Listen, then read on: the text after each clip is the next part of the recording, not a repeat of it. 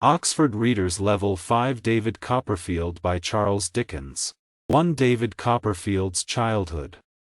I was born at Blunderstone, in Suffolk, in the east of England, and was given my poor father's name, David Copperfield.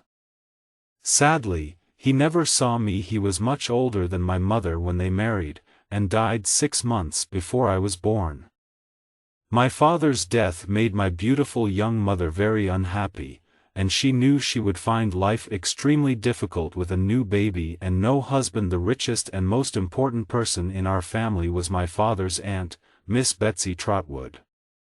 She had in fact been married once, to a handsome young husband. But because he demanded money from her, and sometimes beat her, she decided they should separate. He went abroad, and soon news came of his death. Miss Trotwood bought a small house by the sea, and lived there alone, with only one servant. She had not spoken to my father since his marriage, because she considered he had made a mistake in marrying a very young girl. But just before I was born, when she heard that my mother was expecting a baby, she came to visit Blunderstone. It was a cold, windy Friday afternoon in March. My mother was sitting by the fire, feeling very lonely and unhappy, and crying a little. Suddenly a stern, strange-looking face appeared at the window. "Open the door," ordered the stern-faced lady. My mother was shocked, but obeyed at once. "You must be David Copperfield's wife," said the lady as she entered. "I'm Betsy Trotwood. You've heard of me?" "Yes," whispered mother, trembling. "How young you are!" cried Miss Betsy. "Just a baby." My mother started sobbing again. "I know I look like a child. I know I was young to be a wife, and I'm young to be a mother. But perhaps I'll die before I become a mother." "Come, come," answered Miss Betsy, "have some tea. Then you'll feel better. What do you call your girl?" "My girl? I don't know yet that it will be a girl," replied my mother miserably. "No, I don't mean the baby, I mean your servant. Her name's Peggotty. Her first name's Clara, the same as mine, so I call her by her family name, you see." "What a terrible name! However, never mind. Peggotty," she called, going to the door. "Bring Mrs. Copperfield some tea at once." She sat down again and continued speaking. "You were talking about the baby. I'm sure it'll be a girl. Now, as soon as she's born, perhaps," said my mother bravely. "Don't be stupid, of course it'll be a she. I'm going to send her to school, and educate her well. I want to prevent her from making the mistakes I've made in life." Miss Betsy looked quite angry as she said this. My mother said nothing, as she was not feeling at all well. "But tell me, were you and your husband happy?" asked Miss Betsy. This made my poor mother feel worse than ever. "I know I wasn't very sensible, about money, or cooking, or things like that," she sobbed, "but we loved each other, and he was helping me to learn, and then he died. Oh! Oh!" And she fell back in her chair completely unconscious. Peggotty, who came in just then with the tea, realized how serious the situation was and took my mother upstairs to bed. The doctor arrived soon afterwards and stayed all evening to take care of his patient. At about midnight he came downstairs to the sitting room where Miss Betsy was waiting impatiently. "Well, doctor, what's the news? How is she?" "The young mother is quite comfortable, madam," replied the doctor politely. "But the baby, how is she?" cried Miss Betsy. The doctor looked strangely at Miss Betsy. "It's a boy, madam," he replied. Miss Betsy said nothing but walked straight out of the house and never came back. That was how I was born. My early childhood was extremely happy, as my beautiful mother and kind Peggotty took care of me. But when I was about 8, a shadow passed over my happiness. My mother often went out walking, in her best clothes, with a gentleman called Mr. Murdstone. He had black hair, a big black mustache and an unpleasant smile, and seemed to be very fond of my mother. But I knew that Peggotty did not like him. A few months later Peggotty told me that my mother was going to have a short holiday with some friends. Meanwhile Peggotty and I would go to stay with her brother Daniel in Yarmouth, on the East Coast, for 2 weeks. I was very excited when we climbed into the cart, although it was sad saying goodbye to my mother. Mr. Murdstone was at her shoulder, waving goodbye, as the driver called to his horse, and we drove out of the village.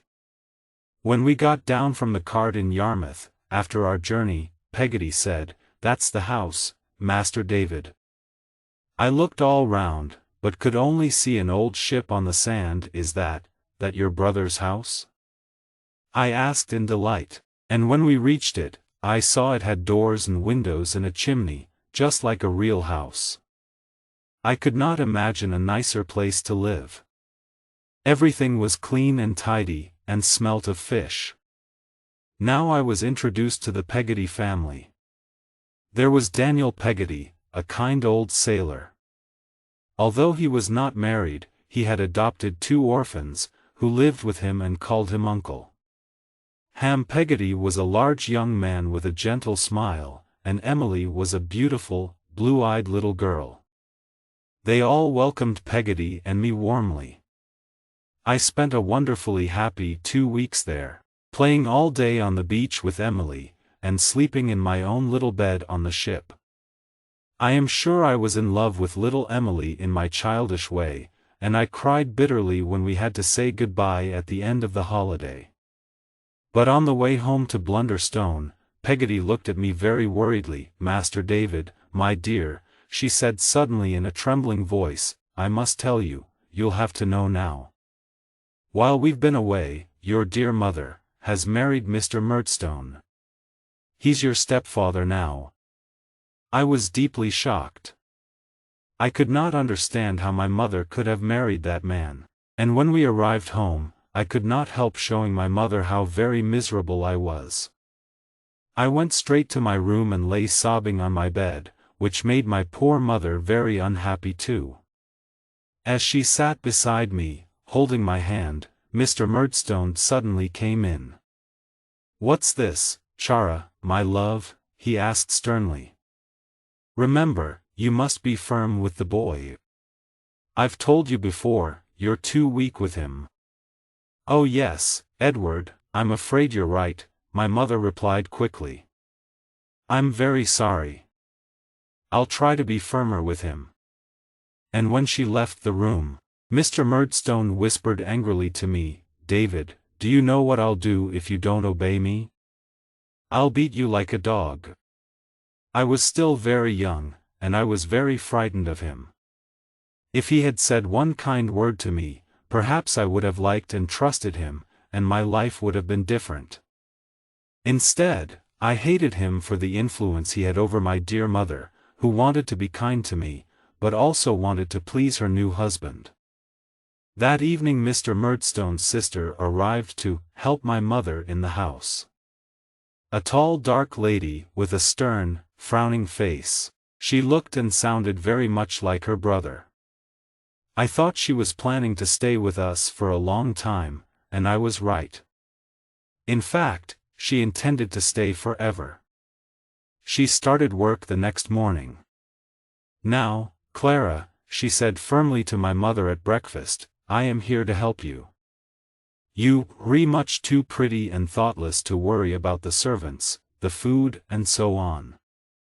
So just hand me your keys to all the cupboards, and I'll take care of everything for you."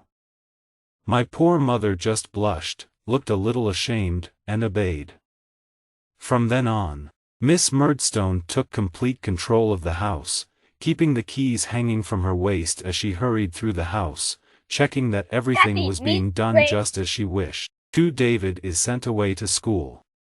I was very unhappy during this time. Mr. Murdstone insisted on my studying, and so my mother gave me lessons. In the past she and I had enjoyed our studies together, and she had taught me a lot in her gentle way. But now both Mr. and Miss Murdstone were present during my lessons, and somehow I could not concentrate or remember what I had learnt. My poor mother was very sympathetic, and tried to encourage me, sometimes even whispering the answer to me. But the Murdstones had sharp ears. "Clara, my love," Mr. Murdstone used to say crossly, "remember. Be firm.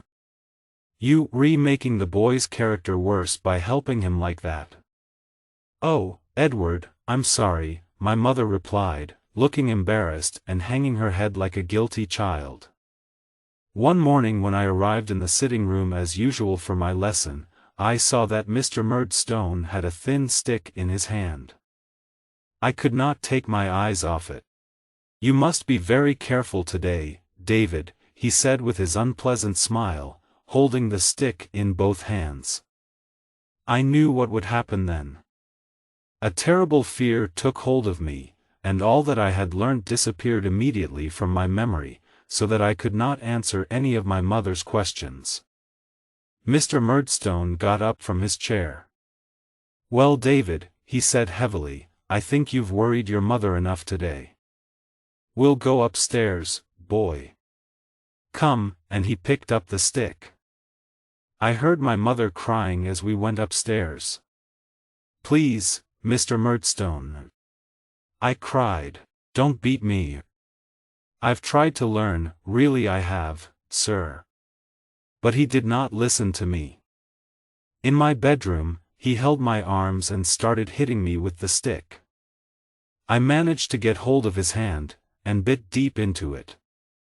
He cried out angrily, and began to hit me as hard as he could. Above the noise of my screams, I could hear my mother and Peggotty crying outside the door. Then the next moment, he was gone. I heard him lock the door. And I was lying, sore and bleeding, on the floor. The whole house seemed suddenly very quiet. I stayed there for a time, without moving. In the evening Miss Murdstone brought me some bread and milk, which she left on the floor beside me, frowning angrily at me as she went out. I was kept locked in that room for 5 days and nights, and saw nobody except Miss Murdstone, who brought me food but never spoke to me. To a small boy, the 5 days seemed like years, and I can still remember how frightened and guilty I felt. But during the 5th night I heard a strange noise at the keyhole. It was Peggotty, trying to give me a message. "Master David, my dear," she whispered, sobbing, "they are going to send you away to boarding school. Tomorrow." "Oh, Peggotty," I cried, "then I won't see you and Mother very often." "No, my love. But don't forget, I'll take care of your mother. She needs her cross old Peggotty. I'll stay with her, although I hate these Murdstones.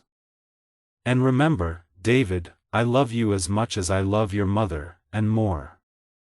And I'll write to you." "Thank you, dear Peggotty," I whispered back, tears rolling down my face. "Will you write to your brother too, and Ham, and little Emily, and tell them I'm not as bad as the Murdstones think? And send my love to them, especially little Emily?" Peggotty promised to do what I asked. The next morning Miss Murdstone told me that because of my wickedness I was going away to school. She had already packed my case for me. My mother was only allowed to say a very quick goodbye to me. When the horse and cart arrived, the driver put my case on the cart, and we drove slowly out of Blunderstone. I was still sobbing loudly when suddenly I saw Peggotty running after us on the road. The driver stopped and waited for her. With difficulty she climbed up onto the cart. "Here, Master David," she cried breathlessly, "little present from me and your dear mother. Take care of yourself, my dear." She put a small purse and a paper bag into my hands and held me so close to her fat body that I thought I would never breathe again. Then she jumped down and ran back along the road to the village. As we continued our journey, I dried my tears and looked at what she had given me. The bag was full of Peggotty's special cakes, and in the purse were 8 bright shilling coins. Thinking of my mother and Peggotty made me start crying again, but just then the driver, Mr. Burkiss, began to talk to me. He was a large red-faced man, who clearly found conversation difficult. "Did she make those cakes?" he asked slowly, having finished the one that I had offered him. "You mean Peggotty, sir?" "Yes, she does all our cooking." "Does she?" replied Mr. Burkiss with great interest. There was a long silence while he considered his next question. "Does she have a young man?" he asked. "You know someone who wants to marry her?" "Peggotty." "A young man?" I repeated, surprised. "Oh no, she's never had any young men." "Ah," replied Mr. Burkiss, looking very pleased. Again he thought for a long time before speaking. "Well," he said at last, "perhaps if you write to her, will you be writing to her? You could give her a message from me. You could say, 'Burkiss is willing.' Would you do that?" "Burkiss is willing," I repeated innocently, wondering what the message meant. "Yes, of course." "But you could tell her yourself, Mr. Burkiss, when you return to Blunderstone tomorrow."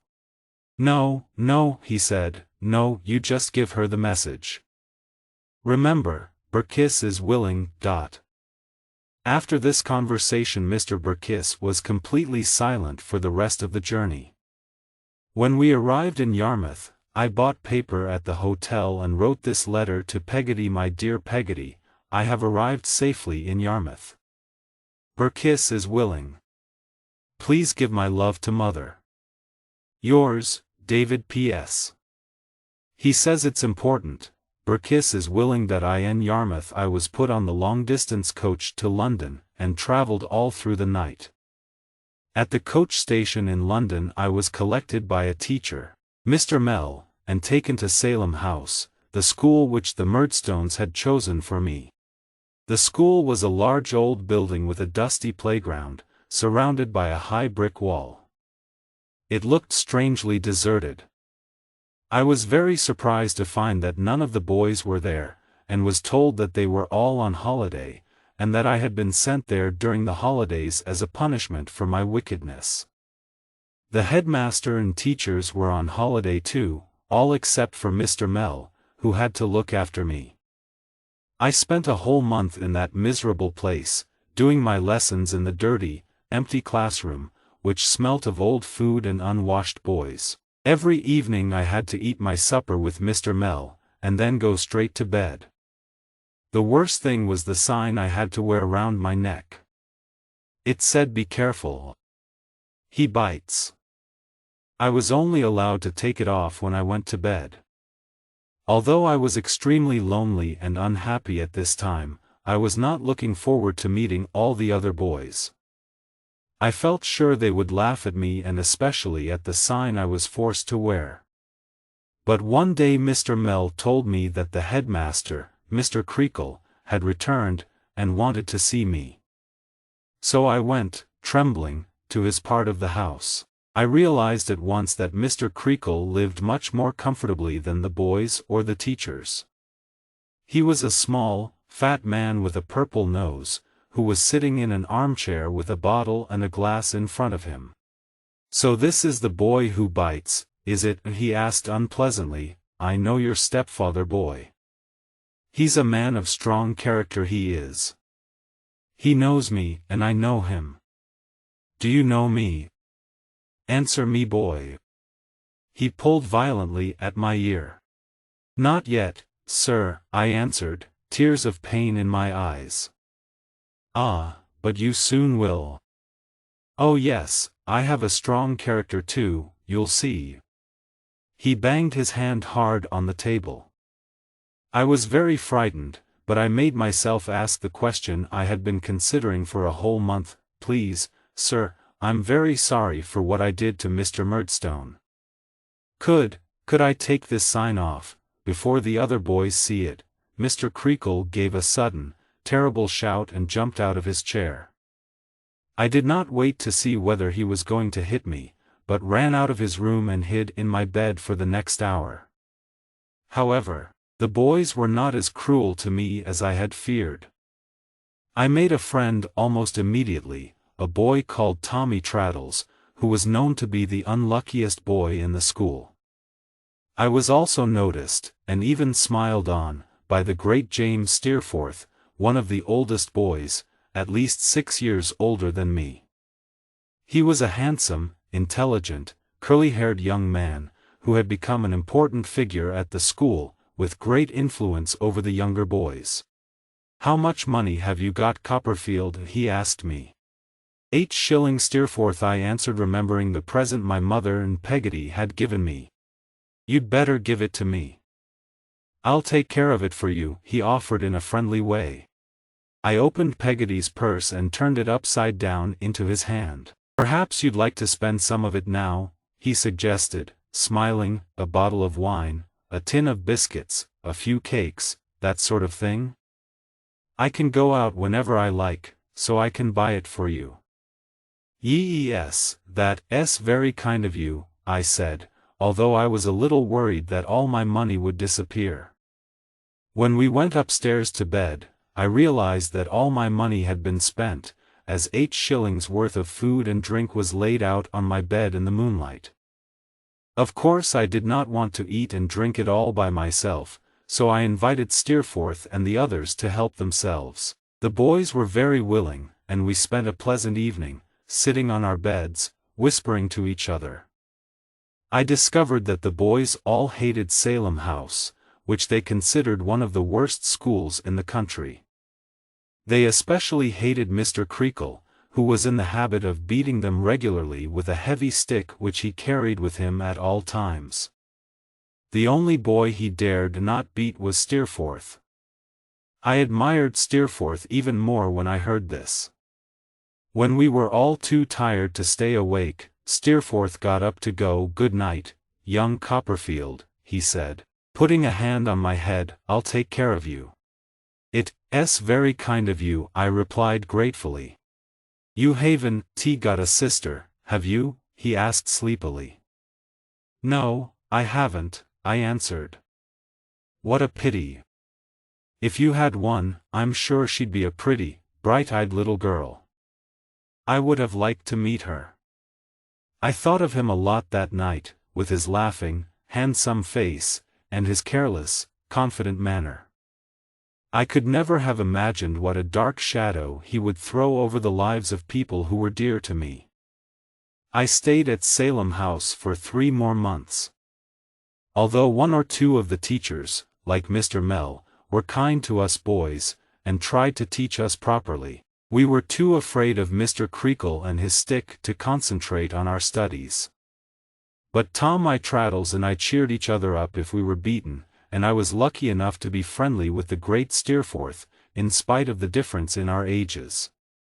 However, my home, even with the Murdstones there, seemed a much pleasanter place than school, and I was glad when the Christmas holidays arrived, and I was allowed to return to Blunderstone.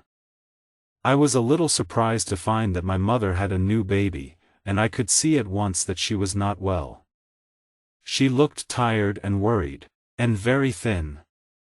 But she and Peggotty were delighted to see me, although they dared not show it if the Murdstones were present. My stepfather and his sister seemed to hate me even more than before, if that were possible, and they made my life quite miserable whenever they could.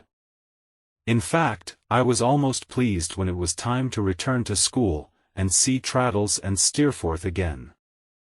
As the cart drove away, I remember my mother standing outside our house, with her baby in her arms, smiling sadly at me. That was the last time I saw her, and that is how I shall always remember her. 3. David the Orphan. Life went on as normal for me at school, until my birthday 2 months later in March. I remember that day very well. It was cold, icy weather, and we boys had to blow on our fingers and rub our hands to keep warm in the freezing classrooms. When a message came for me to go and see Mr. Creakle, I thought that Peggotty must have sent me a birthday present, and so I hurried gladly along to his room. But there I realized something unusual had happened, because it was Mr. Creakle's wife who was waiting to speak to me. "David, my child," she said kindly, holding my hand, "we all have to accept that our loved ones can die at any moment." I looked at her, trying to understand what she meant. "I'm sorry to tell you," she continued, "that your mother is dangerously ill." There was a mist in front of my eyes and suddenly burning tears ran down my face. I knew the truth. "Your mother is dead," she said. I was already sobbing loudly and I felt I was an orphan, quite alone in the world. Mrs. Creakle packed my case herself, and sent me home on the coach for the funeral. I did not realize at the time that I would never return to Salem House. When I arrived home, Peggotty met me at the door, and we cried miserably in each other's arms. Mr. Murdstone seemed very sad, and did not speak to me at all. Miss Murdstone, however, showed her usual firmness of character, which she and her brother were so proud of, by checking that I had brought all my clothes back from school. After that she showed no interest in me at all. There was a deathly stillness in the house. Peggotty took me up to the room where my dear mother's dead body lay, with my little brother, who had died a few hours after her. Everything was fresh and clean in the room, but I could not look at my mother's lovely face, which would never smile at me again, without crying. "How did it happen, Peggotty?" I asked, sobbing. "She was ill for a long time, Master David. She got worse after the baby was born, you see. She was sometimes unhappy and forgetful, but she was always the same to me, her old Peggotty. Those two downstairs often spoke crossly to her and made her sad, but she still loved them, you know, she was so sweet and loving. I always sat beside her while she went to sleep. It made her feel better," she said. There was a short silence while Peggotty dried her eyes, then took both my hands in hers. "On the last night, she asked me for some water, and then gave me such a patient smile. She looked so beautiful.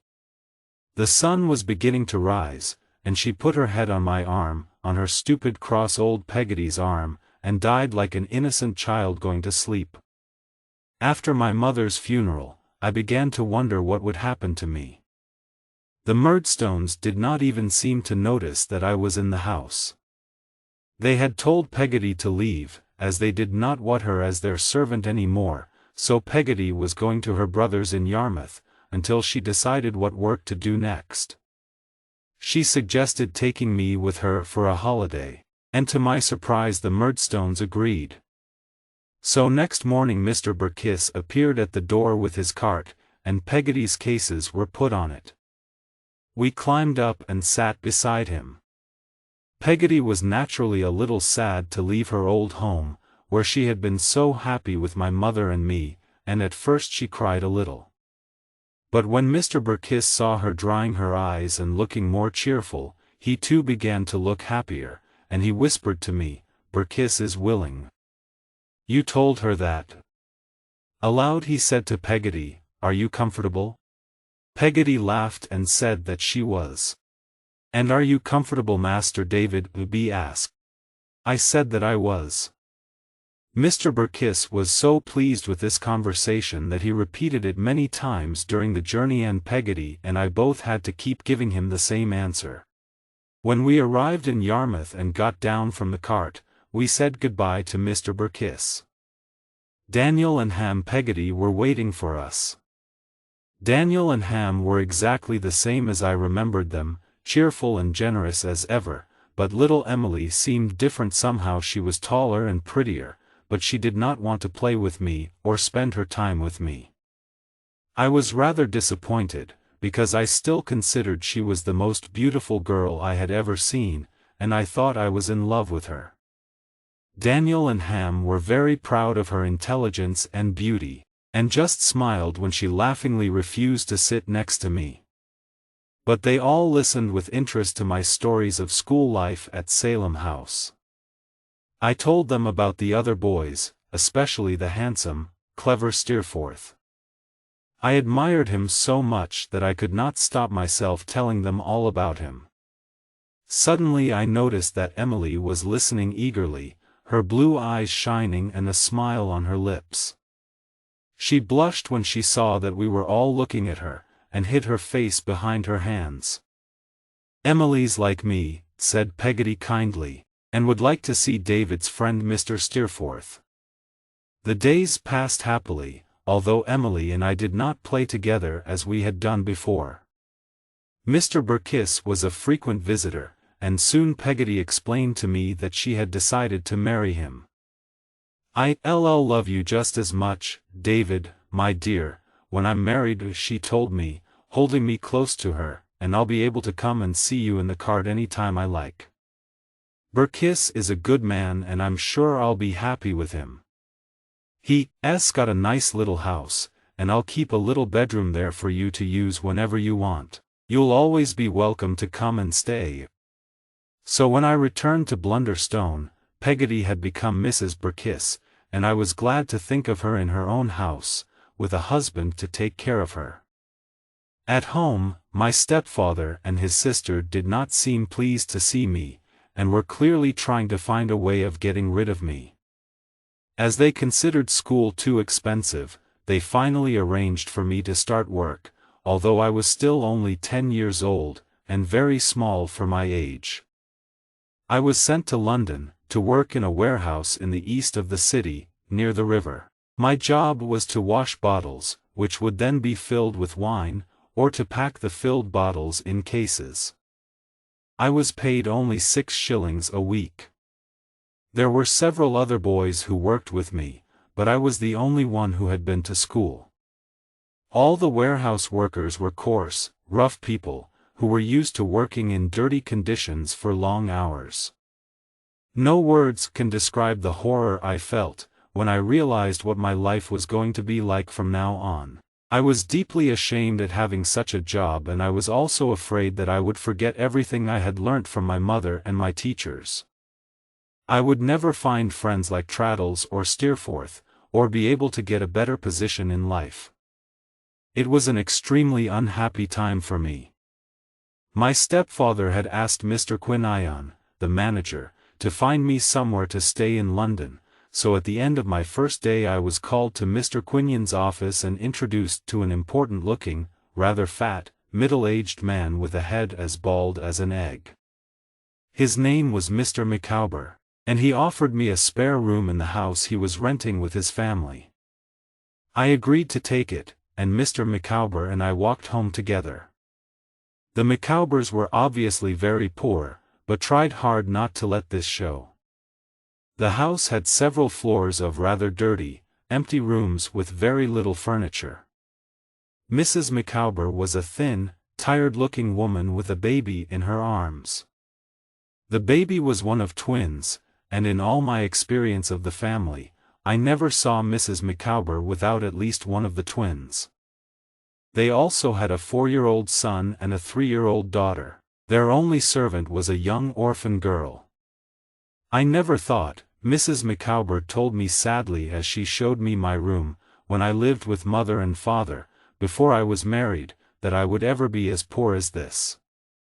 But as Mr. Micawber is for the moment in difficulties, I must of course accept the situation. I'm afraid he owes a lot of money, but his creditors will just have to wait. You can't get blood out of a stone, nor can anyone get any money at all out of Mr. Micawber at present." I soon realized that neither Mr. nor Mrs. Micawber had ever been able to manage money. The little that Mr. Micawber earned was not enough either to keep his creditors happy, or to pay for the needs of his growing family. So his creditors were constantly at the door, demanding payment, and meals were rather irregular in the Micawber house. Mr. and Mrs. Micawber's moods varied according to the situation. One moment Mr. Micawber looked extremely miserable and depressed. The next he was brushing his shoes and singing a song before going out. Mrs. Micawber's character was similar to her husband's. Sometimes I came home to find her lying on the floor, with her hair undone, looking wild and desperate, but an hour later she was cheerfully eating a good supper. I lived with these kind people for several months, and became very fond of them. I bought my own food out of my wages, because I knew the Micawbers hardly ever had enough for themselves, and I lived mostly on bread and cheese. As they were so short of money, once or twice I offered to lend them a few shillings, which they refused to accept, but at last Mr. Micawber's creditors became tired of waiting for their money, and went to the police, who arrested him for debt. He was taken to the King's prison, and asked me to visit him there. When I arrived, I was shown to his room, where he was waiting for me. He seemed quite broken-hearted, and even cried a little. "This is a black day for me, Copperfield," he sobbed. "I hope my mistakes will be a warning to young people like you. Remember, if a man earns £20 a year, and spends £19 and 19 shillings, the result is happiness. But if he spends £20 and 1 shilling, the result is misery. By the way, Copperfield, could you lend me a shilling for some beer? Mrs. Micawber will pay you back as soon as you arrive home." And when the beer arrived, he appeared much more cheerful. We had a pleasant evening, telling stories and jokes. He stayed in prison for several weeks, and I visited him regularly. I was delighted to hear on one of my visits that he would soon be free, as his creditors had unwillingly accepted the fact that he had no way of paying his debts. I gave the news to Mrs. Micawber when I returned home. We celebrated by sharing our supper and a glass of wine together. "May I ask what you will do, madam, when Mr. Micawber is free?" I asked politely. "My family," said Mrs. Micawber grandly, "believe that Mr. Micawber should move to the country, to Devon, and carry on his business interests there. Mr. Micawber is a very clever man, Master Copperfield." "I'm sure he is," I agreed. "Although they haven't found anything exactly right for him yet, my family think he should be ready, in Devon, in case something turns up." She put down her empty glass. "And will you be going with him, madam?" I asked. "I must. I will." Mrs. Micawber's voice rose to a scream. "He is my life. My love. My husband. The father of my children. I will never desert Mr. Micawber. You can't ask me to desert him." I felt very uncomfortable, as I had not asked her to desert him at all. But she soon became calm again and finished her supper. That I was becoming used to the Micawbers' changes of mood. I now realized that when the Micawbers left London, as they were planning to do, I would be very lonely in the city. I still hated my work in the warehouse, and wanted to make a better life for myself. That I thought about it for a long time, and decided there was only one thing I could do. I would try to find my one surviving relation, my father's aunt, Miss Betsy Trotwood, and ask her to help me. I knew she lived somewhere near Dover, in Kent. That I could go there by coach, because Peggotty had once sent me 10 shillings to keep, in case I ever needed it. The time had come to use that money for David and his aunt. So after helping the Micawbers to pack their few clothes and waving goodbye to them at the coach station on their way to Devon, I went to the warehouse for my last day at work. I did not tell anyone I would not be coming back the following week. In the evening I packed my case and put the 10 shillings in the little purse Peggotty had once given me. I looked around for someone to help me with my case, which was rather heavy for me, and saw a tall young man with a horse and cart passing by. "Could you please take my case to the coach station?" I asked him politely. The young man put the case into his cart. Then, looking round quickly to make sure there were no witnesses, he pushed me roughly against the wall and took my purse out of my trembling hand. Before I could say a word, he had driven the horse and cart down the road and out of sight round the corner that I knew I would never see him, my case or my 10 shillings again. I sat down on the pavement and cried. Now I had lost everything I owned in the world, and had no money for the coach fare to Dover. In the end I decided I would have to walk there, and I started the long journey. It took me 6 days to cover the 100 kilometers, as I got tired very easily, and had to rest. I sold my jacket for a shilling, so that I could buy bread and milk on the way, and at night I slept in disused farm buildings or under trees. Sometimes I was afraid of the dangerous-looking beggars and thieves I met on the road, but I knew I had to keep going. As I walked, I thought of my mother's gentle, pretty face. I felt sure she would approve of what I was doing, and that encouraged me to continue. But when I arrived in Dover it seemed a much larger town than I had imagined. I spent a whole morning asking people if they knew where Miss Betsy Trotwood lived. Finally I found someone who recognized the name and showed me the way to her house. I stood at her front door in the neat little garden for a few moments, trembling with fear and wondering what my aunt would think of me. My face and hands were dirty, my hair was unbrushed, and my clothes were torn and dusty. Perhaps she wouldn't even want to invite me into her house. Just then a handsome but strict-looking gray-haired woman came out of the door towards me. I knew she must be my aunt. "Go away," she said crossly. "I don't allow anyone to walk on my grass." "Please, madam," I said bravely. "Please, aunt." "What?" cried Miss Betsy in great surprise. "Please, aunt, I'm your nephew." "Good heavens," she cried, and sat down rather suddenly on the grass. "I'm David Copperfield, your nephew, son of Blunderstone in Suffolk, where you came on the night I was born and saw my dear mother. I've been very unhappy since she died.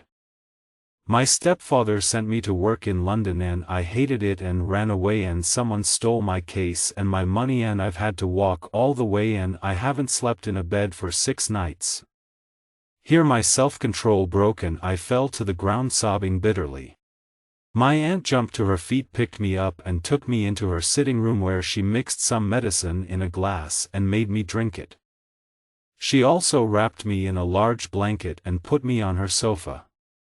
Then she rang the bell for her servant Janet. "Please ask Mr. Dick to come here, Janet," she said.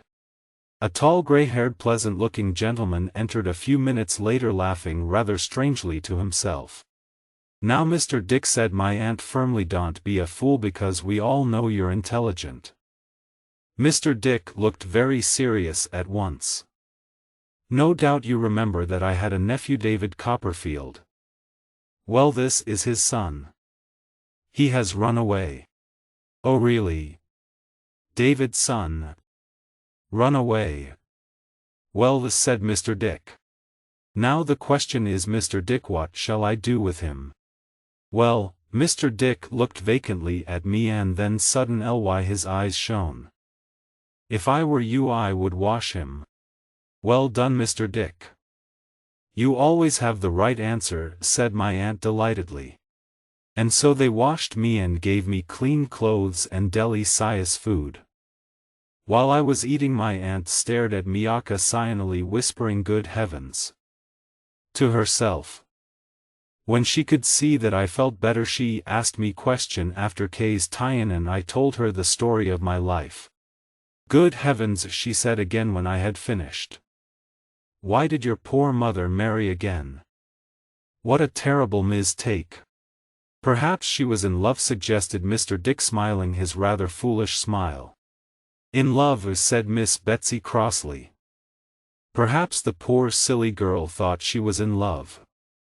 But now, Mr. Dick, another question. What should we do with the boy?" "Well," said Mr. Dick, thinking.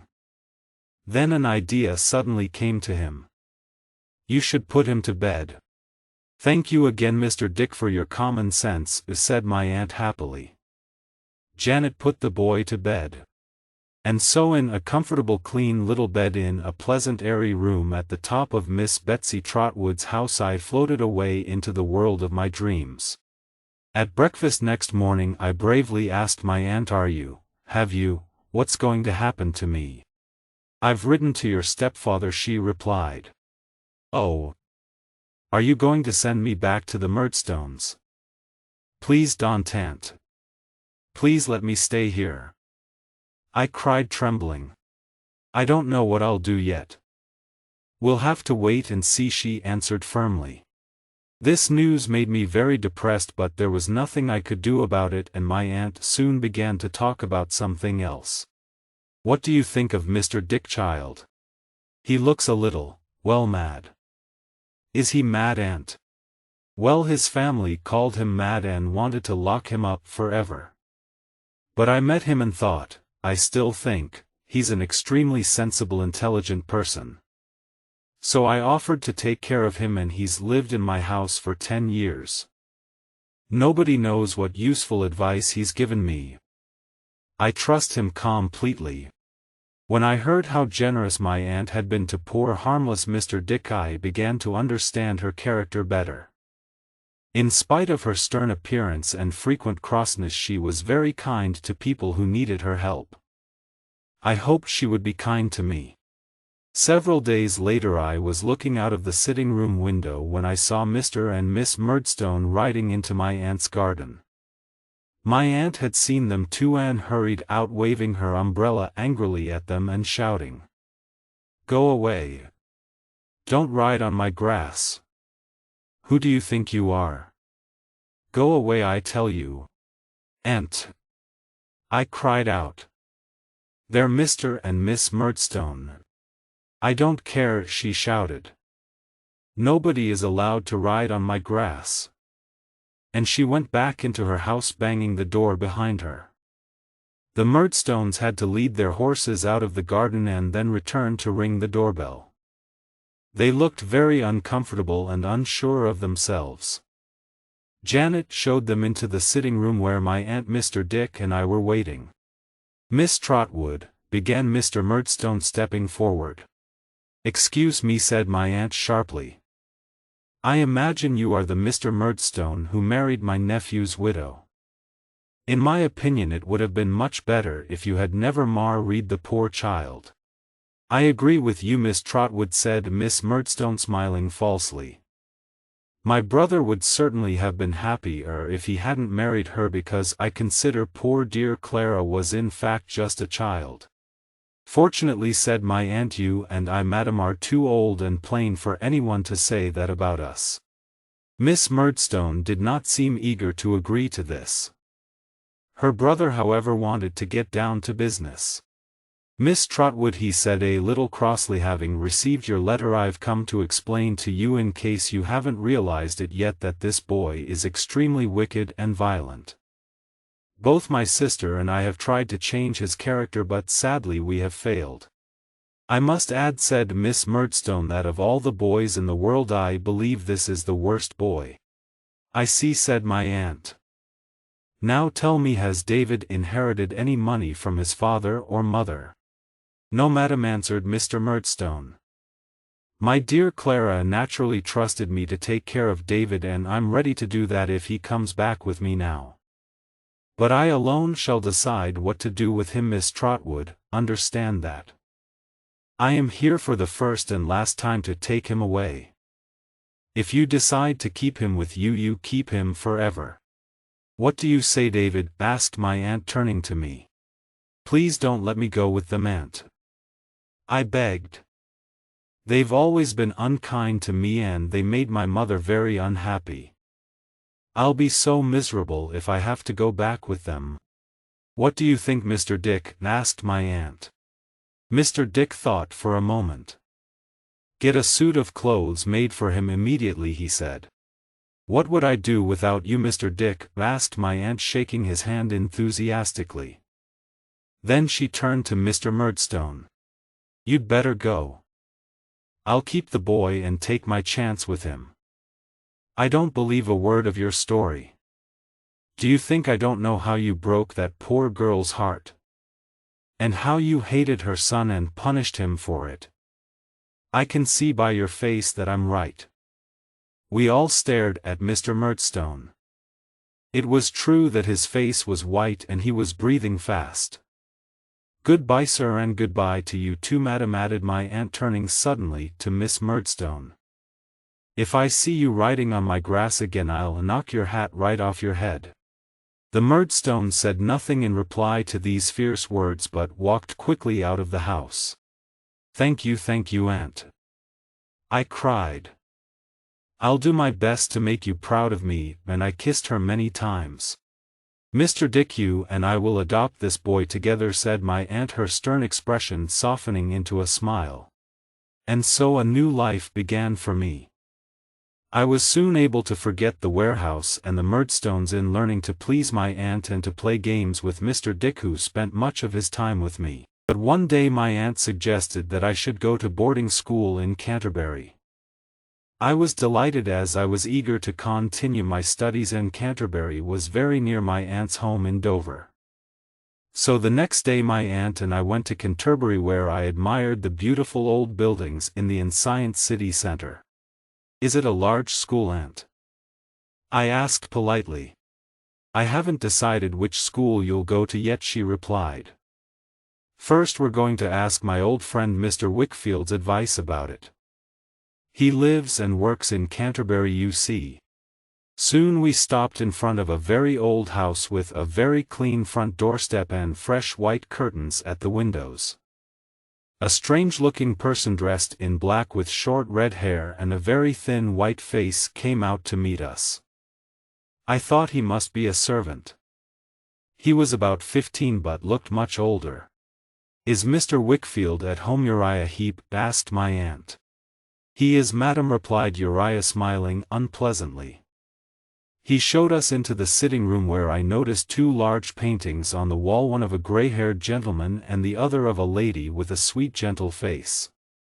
Just then a gentleman entered the room, looking a little older than his picture. I soon discovered he was Mr. Wickfield, my aunt's lawyer. "Mr. Wickfield," said my aunt, "this is my nephew. I have adopted him and I want to send him to a good boarding school here in Canterbury. Can you help me find a school for him?" Mr. Wickfield thought for a moment. "There's a very good school I can recommend, Dr. Strong's, but the boy can't board there and it's too far to travel from Dover every day. However, he could live here if you liked, in my house. There's plenty of room for him." "That's very kind of you, Mr. Wickfield." "I'll pay you for his food, of course," said my aunt. "Come and meet Agnes, who takes care of everything and manages the house," said Mr. Wickfield. We all went upstairs to another sitting room, prettily furnished, where a girl of my own age was sitting. On her face I saw immediately the beautiful, calm expression of the lady in the painting downstairs, and I knew she must be Mr. Wickfield's daughter, Agnes. When I saw the way Mr. Wickfield looked at Agnes and held her hand, I realized that she was the only thing that made life worth living for him. The lady in the painting was her mother, who had died some years before, and Agnes was now in complete charge of the house. She welcomed me warmly as a guest, and showed me the comfortable bedroom I would sleep in. My aunt was very happy to leave me in the care of Mr. Wickfield and his daughter. "I must leave now, David," she told me. "Mr. Wickfield will take you to school tomorrow and make all the arrangements. I'm sure you will work hard and do well." "Thank you, aunt," I said, trying not to cry. "And give my love to Mr. Dick." "And thank you again." When she had gone I dried my tears and spent a pleasant evening with the Wickfields. We ate supper and talked in the pretty little sitting room. Agnes played the piano and tried to amuse her father, but he often looked serious and rather sad. During the evening he drank a good deal of wine. I wondered why he seemed unhappy. The next day I had my first experience of a well-organized school. It could not have been more different from Salem House. The headmaster, Dr. Strong, was a gentle, kind man who enjoyed teaching and never punished anybody. I soon made friends with the other boys, and as time went on, with the teachers too. But although I liked school very much, I was always happy to return to the Wickfields' quiet house every evening. There, Agnes used to help me with my studies and listen sympathetically to my problems, and her father always seemed pleased to see me. I often wrote to my aunt and Peg Goddy, and Mr. Dick came to visit me once a week. The strangest person in my new life was Uriah Heep. Soon after I arrived in Canterbury we had a conversation one evening. He was doing a lot of Mr. Wickfield's work and was working late in his small office just off the hall of the Wickfields' house. Come in, Master Copperfield," he cried when he saw me passing the door. I entered and found him reading a large dusty book and making careful notes in a notebook. "What are you studying, Uriah?" I asked politely. "I'm going to be a lawyer," he replied, rubbing his thin hands together and smiling his oily smile. "You're Mr. Wickfield's assistant, aren't you?" "Perhaps one day you'll be his partner," I said, trying to make conversation. "Oh no, Master Copperfield," cried Uriah, rolling his eyes upwards. "I could never rise so high. No, I'm much too humble for that. But thank you, Master Copperfield, for thinking kindly of me. And may I say that if ever you have the time, and I'm sure a young gentleman like you is much too busy to spare the time for a poor person like me, my mother and I would be glad to offer you a cup of tea at our humble home." "Of course, if I have time," I answered and left the room quickly. I did not feel comfortable with him for some reason. But the following week he invited me to tea again and I did not want to appear rude, so I agreed. That evening he and I walked to the small house where he lived with his mother. It was a warm day and we were drinking our tea near the open door when a gentleman I recognized passed by. It was Mr. Micawber. He saw me sitting near the door and called out, "Copperfield! Is it really you?" I was delighted to see him again and Mrs. Heep invited him in for some tea. I had to introduce him to the Heeps, but I did not think that Uriah would be a good influence on Mr. Micawber. However, I was interested to discover that the Micawbers were now living in Canterbury as nothing had turned up in Devon. They seemed to be very short of money again and surrounded by creditors as usual. I left the Heeps' house as soon as possible, taking Mr. Micawber with me, as I did not want him to tell Uriah all about my life at the warehouse in London. And so the years passed. I learnt everything that Dr. Strong and his teachers could teach me, and at 17 came to the end of my schooldays. My aunt suggested that before deciding what profession to choose I should spend a month in London or travelling round the country. This would give me time to consider my next step. I agreed enthusiastically, and although I was sorry to say goodbye to my sweet friend Agnes and her father, I was looking forward to leading the life of an independent young gentleman. 5. David meets old friends again. I decided to go to London first to stay at a hotel for a few nights and see all the sights of that great city. I knew it would be very different from the last time I was in London, when I was working at the warehouse. Now I was adult and educated and had money. The hotel I chose was called the Golden Cross, and because I looked so young I was given a very small dark room in the roof. But I did not feel confident enough to complain. That evening I was returning from the theatre when I recognized someone going into the hotel. I could not prevent myself from saying at once, "Steerforth. Do you remember me?" He stared at me for a moment. Then he cried, "Good heavens! It's little Copperfield." I was so delighted to see him that I held both his hands, saying, "My dear Steerforth, you have no idea how pleased I am to see you again." I remembered how much I had admired him, and all my love for him came back. I had to brush away the tears from my eyes. "Don't cry, Copperfield, old boy," he said kindly. "I'm glad to see you too. What are you doing here?"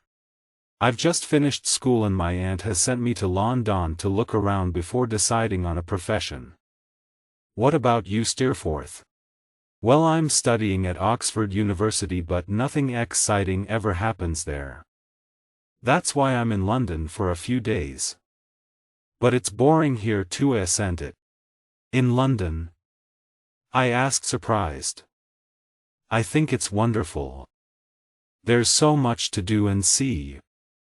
I've just been to the theatre, the actors were excellent and... David laughed Steerforth. It does me good to see your fresh innocent face so full of excitement. Now let me see which room are staying in. Number 44. It's rather high up, I confessed, blushing. They've put you in number 44. I'll soon change that. And when Steerforth complained to the manager, I was immediately given a large, airy, comfortable room on the first floor next to his. That night as I fell asleep, I thought happily of the next few days which Steerforth and I were planning to spend together. A week passed very quickly with visits to the theatre, the museums, and the zoo. We went sightseeing, riding, swimming, and boating. Steerforth was the perfect companion to have, and I admired him even more than before. In fact, I loved him with all my heart. One day I said to him, "You know, Steerforth, I really must go and visit my mother's old servant Peggotty. She was very good to me when I was a child." "Yes, David, I remember you told me. She lives in Yarmouth now, doesn't she? Why don't we go there together?" "Oh yes, Steerforth. You'd enjoy meeting her Brodheff and all the family. They're very kind, good people. Even if they are only working people," said Steerforth. I looked quickly at him to see what he meant, but he was smiling at me, so I knew he was joking, and I smiled too. We traveled to Yarmouth by coach, and when we arrived, Steerforth stayed at the hotel while I went to Burkiss's house to find Peggotty. When I knocked at the door, Peggotty opened it, and did not recognize me for a moment. I had continued to write to her regularly, but we had not seen each other for 7 years, and I was no longer the small boy she remembered. But when she realized I was her Master David, she sobbed and sobbed with delight, holding me in her arms as she had always done. Soon she was calmer, and we talked about the events of the last few years. I heard that she was very happy with Mr. Burkiss, who, however, was ill in bed at the time. She was so pleased to see me that she insisted I should sleep at her house during my stay in Yarmouth, in the little bedroom she had always kept for me. The next day I took Steerforth with me to visit Daniel Peggotty. It was a dark and windy winter evening. As we came closer to the old boat, we heard happy voices and laughter inside. I opened the door, and suddenly I was surrounded by Daniel, Ham, and Emily, all looking very surprised. "Look! It's Master David. Look how he's grown." And for a moment we were all shaking hands and talking and laughing at the same time. I did not forget to introduce Steerforth. They welcomed him warmly as my best friend. "Well," cried Daniel Peggotty, his large face red and ing with delight. "It's wonderful, Master David, that you two gentlemen have come here tonight of all nights. The best night of my life. Because tonight, gentlemen, my little Emily," and he took Emily's small white hand in his rough red one and placed it on his heart, "has agreed to become Ham's wife." "I congratulate you with all my heart," said Steerforth politely to Ham without taking his eyes off Emily, who was blushing prettily. "Master David knows how I love this girl," continued old Daniel, "and my dearest wish was for her to have a good husband to take care of her.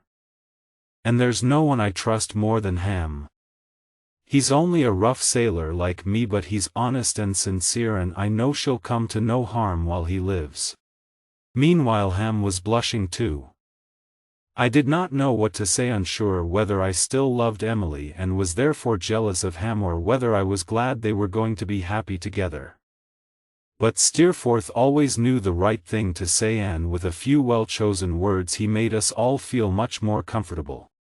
We spent the rest of the evening very pleasantly telling stories and singing songs, and it was midnight when Steerforth and I left the old boat. "Well," said Steerforth to me as we walked across the sand in the cold night air. "What a lovely girl! And what a coarse young man she's engaged to."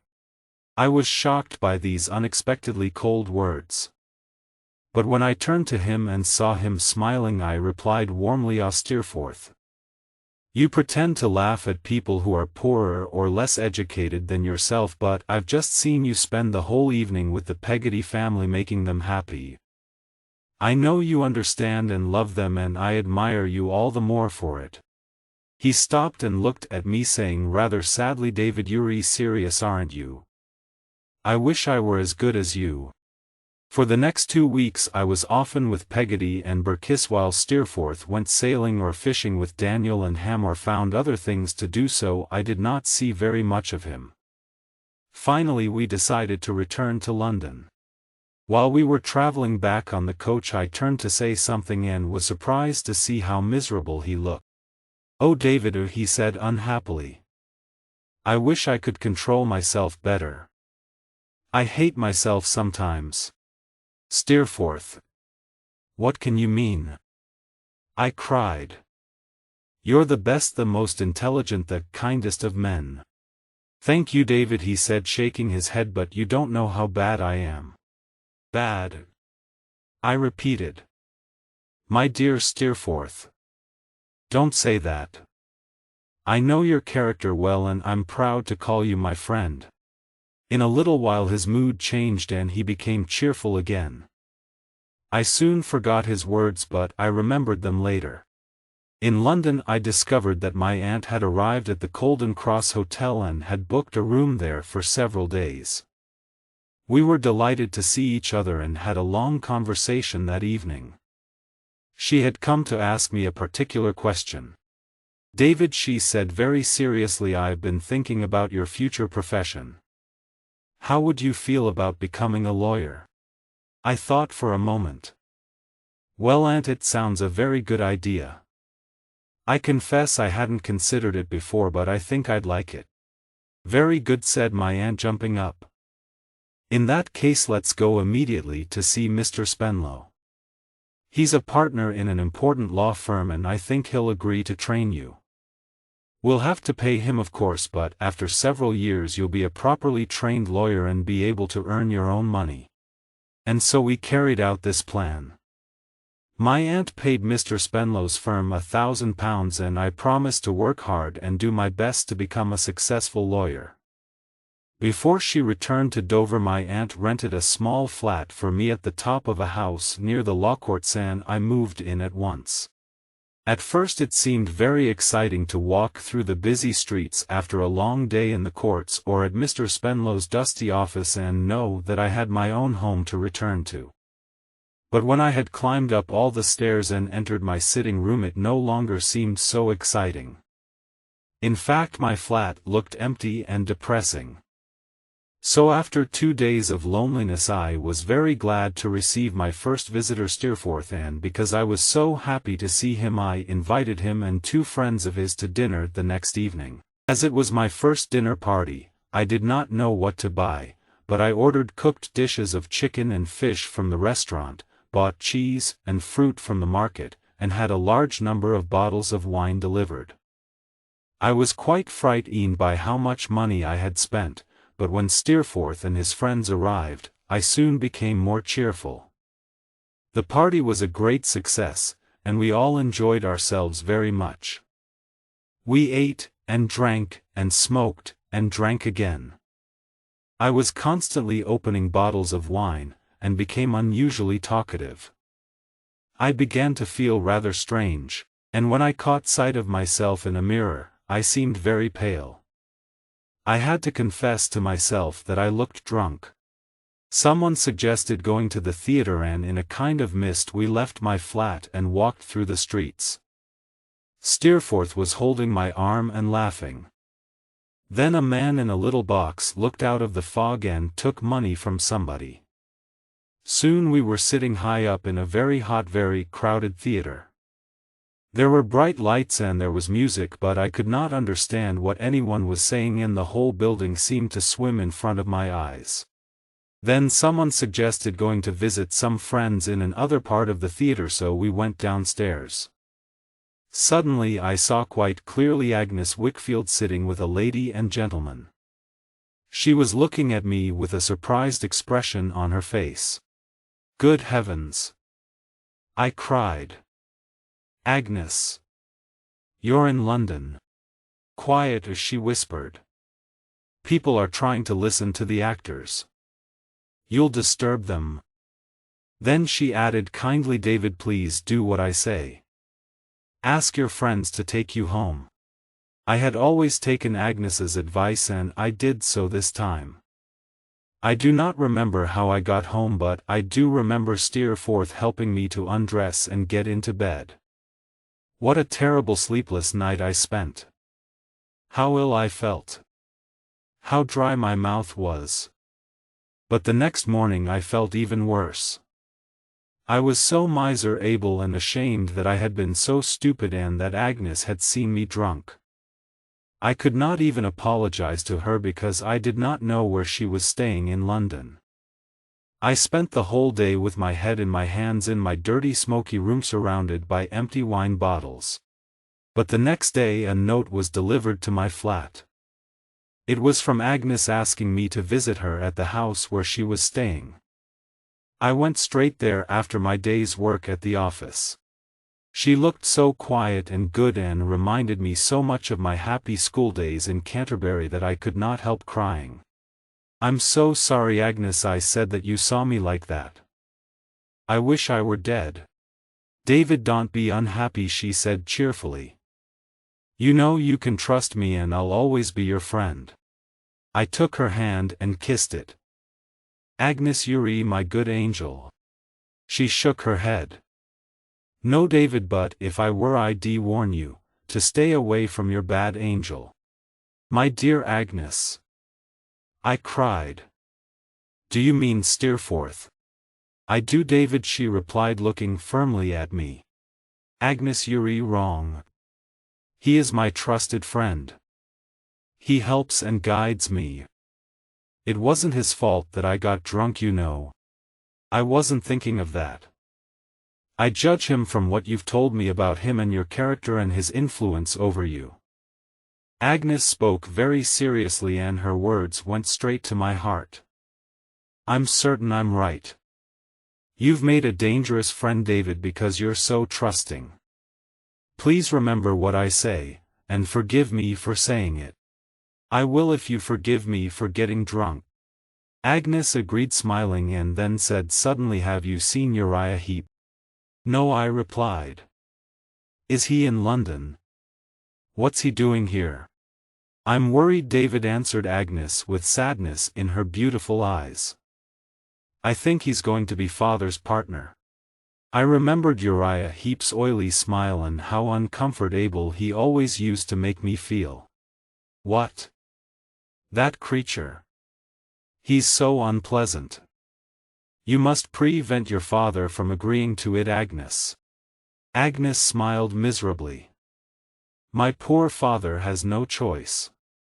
You know how unhappy he has often been. And of course you've seen him drinking. You see, he loved my mother very much, and when she died, he didn't care so much about his work. That's when he started drinking.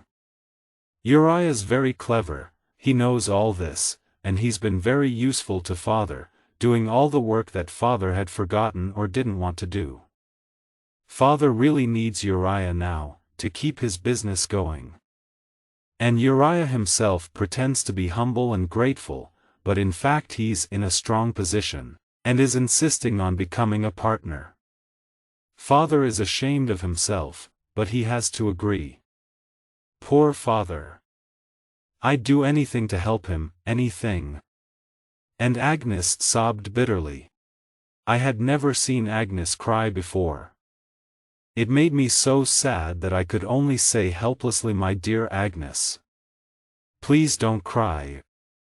However, in a few minutes she was calm again and I was able to leave her, promising to visit her and her father in Canterbury very soon. 6. David falls in love.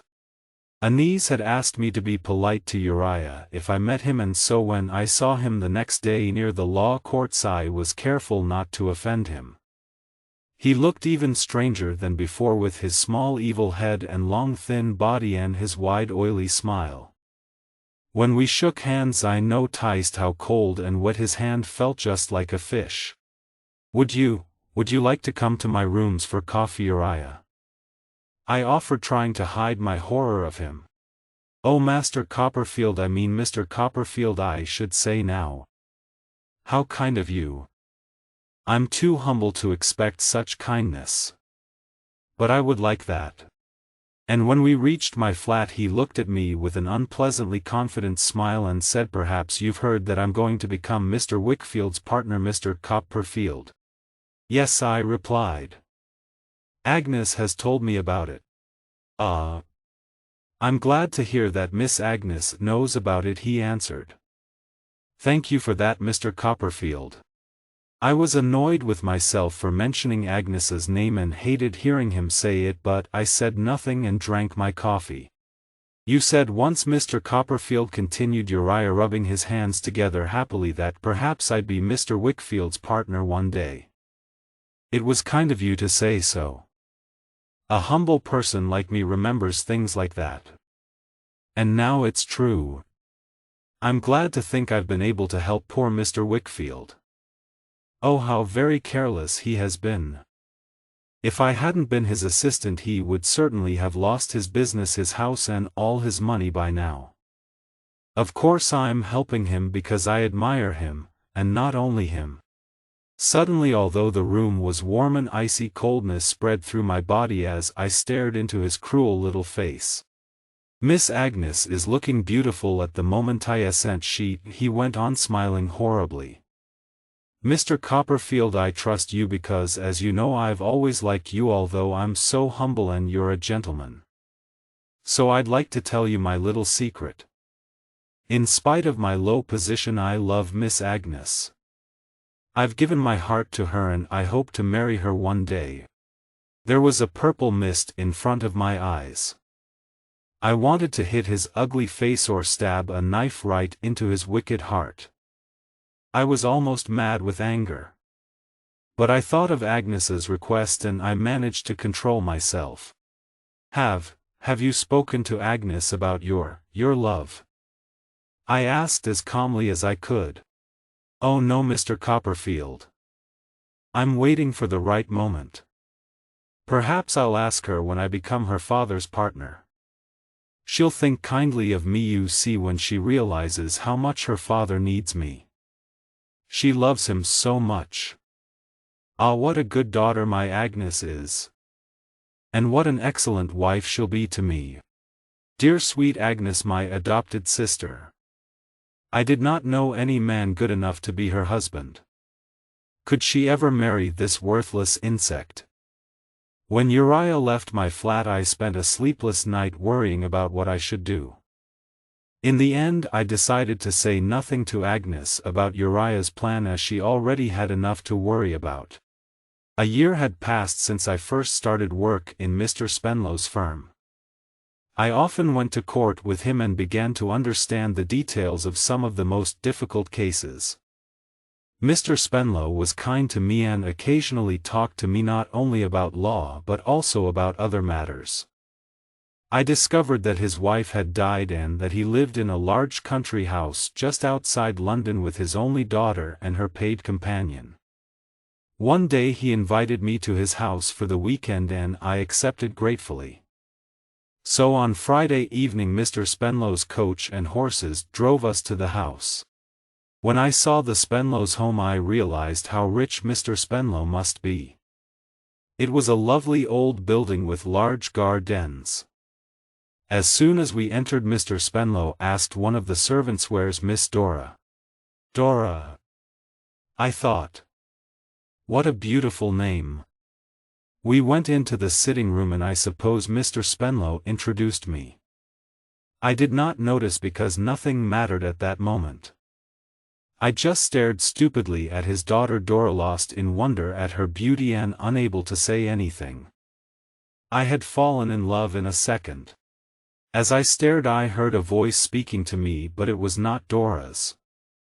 It was her companion, whom I had not noticed at all while Mr. Spenlow was making the introductions. When I saw that the companion was Miss Murdstone, I was surprised certainly, but nothing could take my attention away from Dora for more than a second or two. Mr. Spenlow explained that Miss Murdstone had been kind enough to come and look after his poor motherless daughter and to be her confidential friend and companion. But it seemed to me that Dora was neither friendly nor confidential towards her stern companion. As for me, the rest of the weekend passed in a kind of fog. We ate meals and went for walks. People spoke to me and I answered. But I have no idea what I actually said. All I remember was Dora's golden hair and Dora's blushing face and Dora's beautiful blue eyes. Occasionally I was lucky enough to speak to her alone, and then I was so shy that I blushed as much as Dora herself. I was very jealous of the little dog that she carried everywhere with her. Sometimes I thought she liked me a little, and at other times I was sure she would never love me. I was wildly, desperately in love. I had wondered if Miss Murdstone would try and blacken my name with the Spenlows, but on that first evening she had taken me to one side. "David Copperfield," she said coldly, "I see no need for either of us to speak about the past to anyone here. I imagine we are agreed on that." "Certainly, ma'am. We are agreed on that, although I shall never change my opinion of you." I put Miss Murdstone out of my mind, and for several weeks after meeting Dora I lived in a dream. I did my work automatically and I never stopped thinking of her. The greatest happiness I could imagine was being engaged to Dora. I dared not hope that one day we would be married. While walking round London one day hoping to meet Dora out shopping, I met my old school friend Tommy Traddles. He was living in the city like me and was also studying to become a lawyer. I arranged to visit him and went to his house after work the next day. He lived in one room in a rented house in a very poor part of the city. His room was small and almost empty. "Copperfield, I'm glad to see you," he said warmly. "You can see I haven't got much furniture, but I'm hoping to earn more money later when I've finished my studies." "Didn't you have a rich Uncle Traddles?" I asked. "Yes, but I've always been unlucky, you know. He decided he didn't like me, so he didn't leave me anything when he died. I'm really very poor and I have to do several jobs to pay for my studies." Traddles looked surprisingly cheerful. "But I must tell you, Copperfield, as you're an old friend, that I'm engaged to a lovely girl who comes from a large family and lives in Devon." I was thinking of Dora as I shook hands with him and congratulated him enthusiastically. "Will you get married soon?" I asked. "No, she's very poor too, so we'll have to wait a long time until we've saved enough money. She's such a dear girl, Copperfield. She says she'll wait for me until she's 60 if necessary. And I'm quite happy here with the people who rent the house. The Micawbers are very kind." "Who did you say?" I cried. "The Micawbers. I know them." Just then Mr. Micawber himself knocked at the door and entered. His stomach was a little fatter and his face a little older than before, but he looked as confident as ever. I went up to him and shook his hand. "How are you, Mr. Micawber?" I asked. "Do you remember me? Is it possible? Can it be? Have I the pleasure of seeing my old friend Copperfield again?" he replied, a smile spreading over his large face. He turned to call downstairs, "My dear, come and meet this gentleman, my love." When Mrs. Micawber came in, she was also delighted to see me, and we talked for some time about the twins and the other children and her husband's business interests. But this conversation soon made Mr. Micawber rather depressed. "You see, Copperfield," he said miserably, "nothing has turned up yet. Sometimes I wonder whether anything ever will turn up. I can't pay for our food or even our water. It's hard enough for me to accept the situation, but how can I expect my dear wife to live like this? Perhaps it would have been better if I had never asked her to marry me." He put his head in his hands. "Micawber," cried his wife, "how can you say that? You know I have always loved and admired you, and always will love and admire you. My dear husband." And they fell into each other's arms, sobbing on each other's shoulders. In a few moments they had both dried their eyes and looked quite cheerful again. I realized that the Micawbers had not changed at all, but this quick change of mood was rather a surprise for Traddles. Before I left I made sure I had a word in private with my old school friend. "Traddles," I whispered, "take my advice, don't lend Mr. Micawber any money. He's got a lot of debts." Traddles looked uncomfortable. "Thank you, Copperfield," he whispered in reply, "but I've already lent him some. I don't know whether he'll give it back. You know how unlucky I am." When I got back to my rooms I found Steerforth waiting for me there.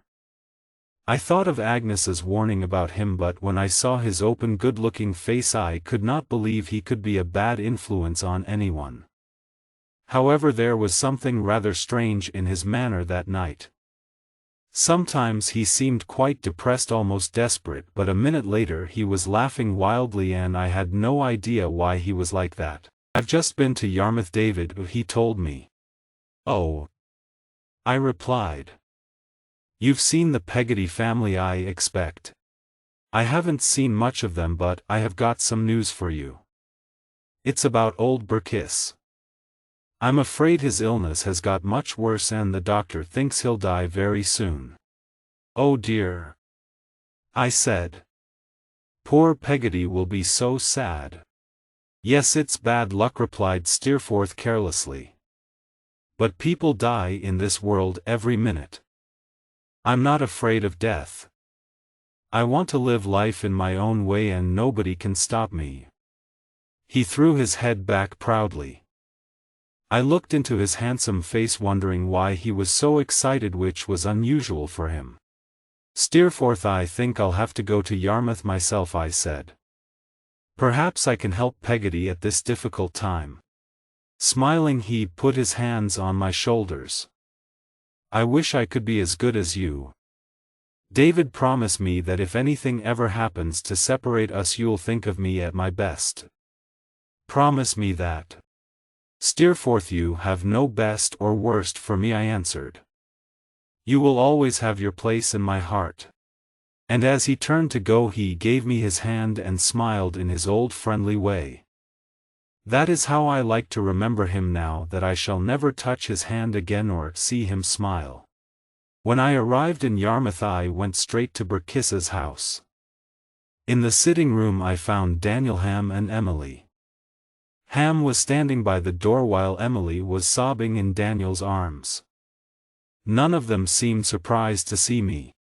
"Emily's very young, Master David," explained Daniel. "It's hard for her to accept death. That's why she's crying. Now cheer up, Emily, my dear. Ham has come to take you home." "What's that?" He bent his gray head down to hear her whispered reply. "You want to stay here with your old uncle. But you should go with Ham, he'll be your husband soon." "That's all right," said Ham. "If it makes Emily happy it'll make me happy. I'll go home alone." He went over to Emily and gave her a gentle kiss. She seemed to turn away from him a little. As Ham went out I went upstairs to see poor Burkiss. He was lying unconscious in bed, looking very pale and ill. Peggotty was sitting beside him. She jumped up and took me delightedly in her arms just as she used to do. Then she turned to her husband. "Burkiss, my dear," she said almost cheerfully, "here's Master David who brought us together, you remember. He carried your messages for you. Can you speak to him? Berkis lay silently there, not moving. We sat beside him all through that long night. In the early morning he suddenly opened his eyes, reached out his hand to me and said clearly with a pleasant smile, "Berkis is willing." And then he closed his eyes and died. He was a good man, said Peggotty with tears in her eyes. I shall miss him. I was able to help Peggotty with the arrangements for the funeral. Berkis was buried in Blunderstone churchyard close to my mother and little brother. We discovered that Berkis had saved quite a lot of money which he left to Peggotty and Daniel. So I knew that Peggotty would not need to work in future. On the day before the funeral we all arranged to meet at the old boat. It was my last evening in Yarmouth as I was returning to London the following day. When I arrived I was surprised to see that Ham and Emily were not there. Peggotty was feeling more cheerful now and Daniel was talking to her. Just then Ham came to the door. "Master David, come outside a minute would you?" he asked. I stepped outside and Ham shut the door carefully. It was raining heavily and as we stood on the lonely beach I noticed how very pale Ham's face was. "Ham!" I cried. "What's the matter?" "Master David," he sobbed wildly. I had never seen such a strong man cry like that before. "It's Emily. I'd have died for her. I love her with all my heart. But she's run away and, worse than that. Oh, how I wish God had saved her from this ruin." I shall never forget his desperate face turned towards me and the pain in his honest eyes. "You're educated, Master David," he continued. "You know how to express yourself. Help me. How can I ever explain to him in there? He loves her even more than I do." I saw the door open and tried to stop Ham speaking but it was too late. Daniel Peggotty came out and when he saw us he seemed to realize immediately what we were talking about. The expression on his face changed in a moment and he pulled us both back inside. I found myself with a letter in my hand which Ham had given me. "Read it, sir," said Daniel, his face pale and trembling and his eyes wild. "Read it slowly, please." The room was completely silent as I read aloud. "Dear Ham, please forgive me for running away and leaving you. When you see this I'll be far away. I shall never return to my dear home unless he marries me and brings me back as a lady. Oh, I'm so sorry and so ashamed. I know this will break your heart but believe me I'm not good enough for you. I'm too wicked. Tell Uncle I'll always love him even if he can never love me again. And I'll always think of you, dear Ham, even if you hate me for what I've done. Forgive me and goodbye. Emily." Daniel did not move for a long time after I had finished reading. I took his hand but he did not notice. Suddenly he appeared to wake up and said in a low voice, "Who's the man? I want to know his name." Ham looked quickly at me and I felt a shock run through my whole body. I fell onto a chair and could not speak. "Don't listen, Master David," Ham said hesitating. "We don't blame you for it." Peggotty put her arm round my neck but I could not move. "A gentleman's been here very often recently," continued Ham in a broken voice, "and today people saw Emily driving off with him in his coach." "Tell me," cried Daniel wildly. "Is his name Steerforth?" "It is," replied Ham just as wildly, "and I'm sorry, Master David, but he's the wickedest man I've ever known." After a moment Daniel spoke. He looked suddenly much older. "I wish I'd drowned him when I had the chance. But it's too late now. There's no peace for me here while my dear girl is away. I'm going to look for her, and bring her back home. Don't any of you try to stop me. Ham, you must stay here in Yarmouth. Keep a light always burning in the window of this house, so that if the poor girl ever comes back, she can find her way home across the sand. I'm going to London, and France, and all over the world if necessary. I'm prepared to spend my whole life traveling until I find her. If anything happens to me, if I don't come back, tell her I forgive her, tell her my love for her is unchanged. And although we all tried hard to persuade him to stay, he refused to listen. He took his coat, hat, bag and stick and stepped out into the darkness. We watched him walking along the London road until he disappeared from sight. I often thought of that lonely figure in the next few weeks and months, walking through strange streets in foreign cities looking for his adopted child. When I thought of him, I remembered his last words to us: if anything happens to me, if I don't come back, tell her forgive her, tell her my love for her is unchanged. 7 Good news and bad news for David. All this time I had gone on loving Dora more than ever. The more evil there seemed to be in the world, the more brightly Dora's star shone down on me. I am sure I considered her a beautiful angel far above the rest of us poor humans, and I had no real hope of persuading her to love me.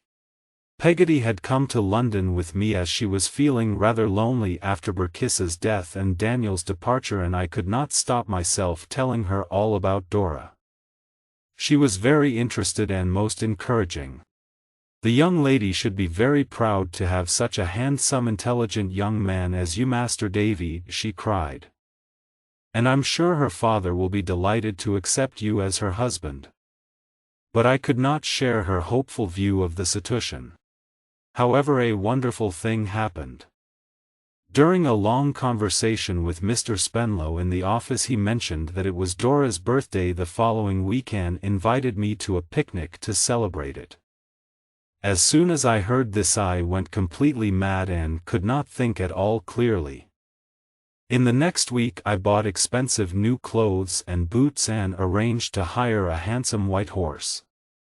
On the day of the picnic I got up at 6 in the morning and went to Covent Garden Market to buy the freshest and most beautiful flowers for Dora, and by 10 o'clock I was riding towards the Spenlow's house. How lovely Dora looked in her sky blue dress and white hat when I met her in the garden in front of the house. And when she accepted my flowers with delight, I almost thought I would die of happiness. "You'll be glad to hear, Mr. Copperfield," she said, smiling prettily, "that cross Miss Murdstone isn't here. She'll be away for at least 3 weeks. Instead, I have my dear friend Miss Julia Mills here with me." Sitting next to Dora was a young lady I had not noticed before. Although she was only about 20, she looked very calm and wise. I later discovered that she had had an unhappy experience in love and had decided never again to become personally involved in matters of the heart. "How delightful for you," I answered, blushing as I always did when I spoke to Dora.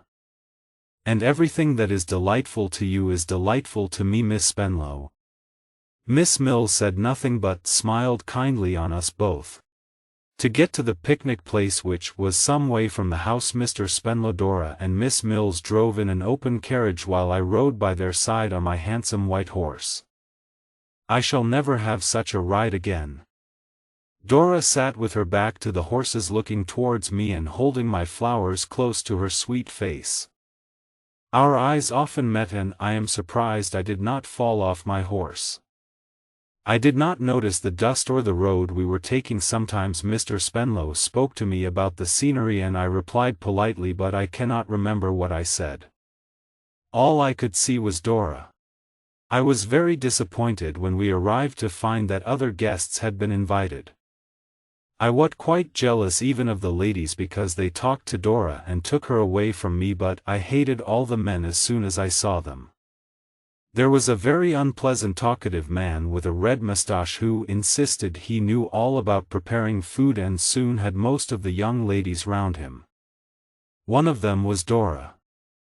I felt that he was now my worst enemy. When we started eating, I saw to my horror that Red Moustache was sitting with a huge plate of chicken at Dora's feet. I could not think clearly, but I pretended to be cheerful. I sat with a young lady dressed in pink and talked amusingly to her and looked at her and fetched her whatever she needed. Sometimes I looked over at Dora and she looked back at me, but she had red mustache and I had the young lady in pink. After the meal the young lady's mother took her away and I walked alone into a wood feeling angry and desperate. I was just planning to ride away on my handsome white horse, although I did not know where to, when I saw Dora and Miss Mills coming to meet me. "Mr. Copperfield," said Miss Mills, "you are unhappy." "No, no, Miss Mills," I protested firmly.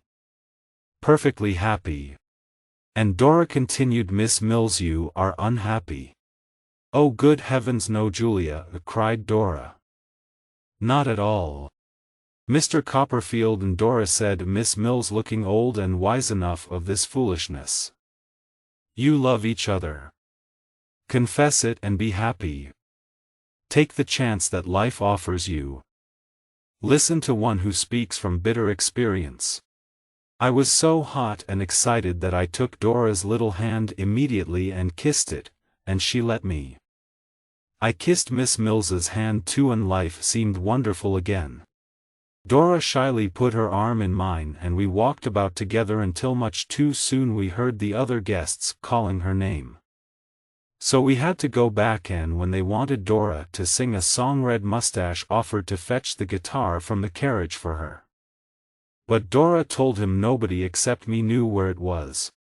So I fetched the guitar and I held her gloves and I sat beside her while she sang. And I knew that in that great crowd of people she was singing only for me who loved her. When the guests left I rode beside the carriage all the way back to the Spenlow's house.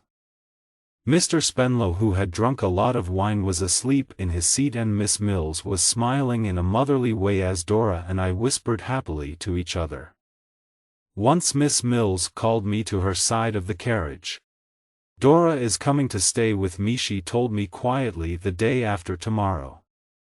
Perhaps you would like to visit us." "Miss Mills, how can I ever thank you?" I said. "What a friend you are to Miss Spenlow and me." When we arrived at the Spenlows' house I had to say goodbye to Dora and ride back to London. On the way I remembered everything she had done or said 10,000 times. I decided I had to tell her I loved her as soon as possible and ask whether she loved me too. It was the most important question in the world and only Dora could give me the answer to it.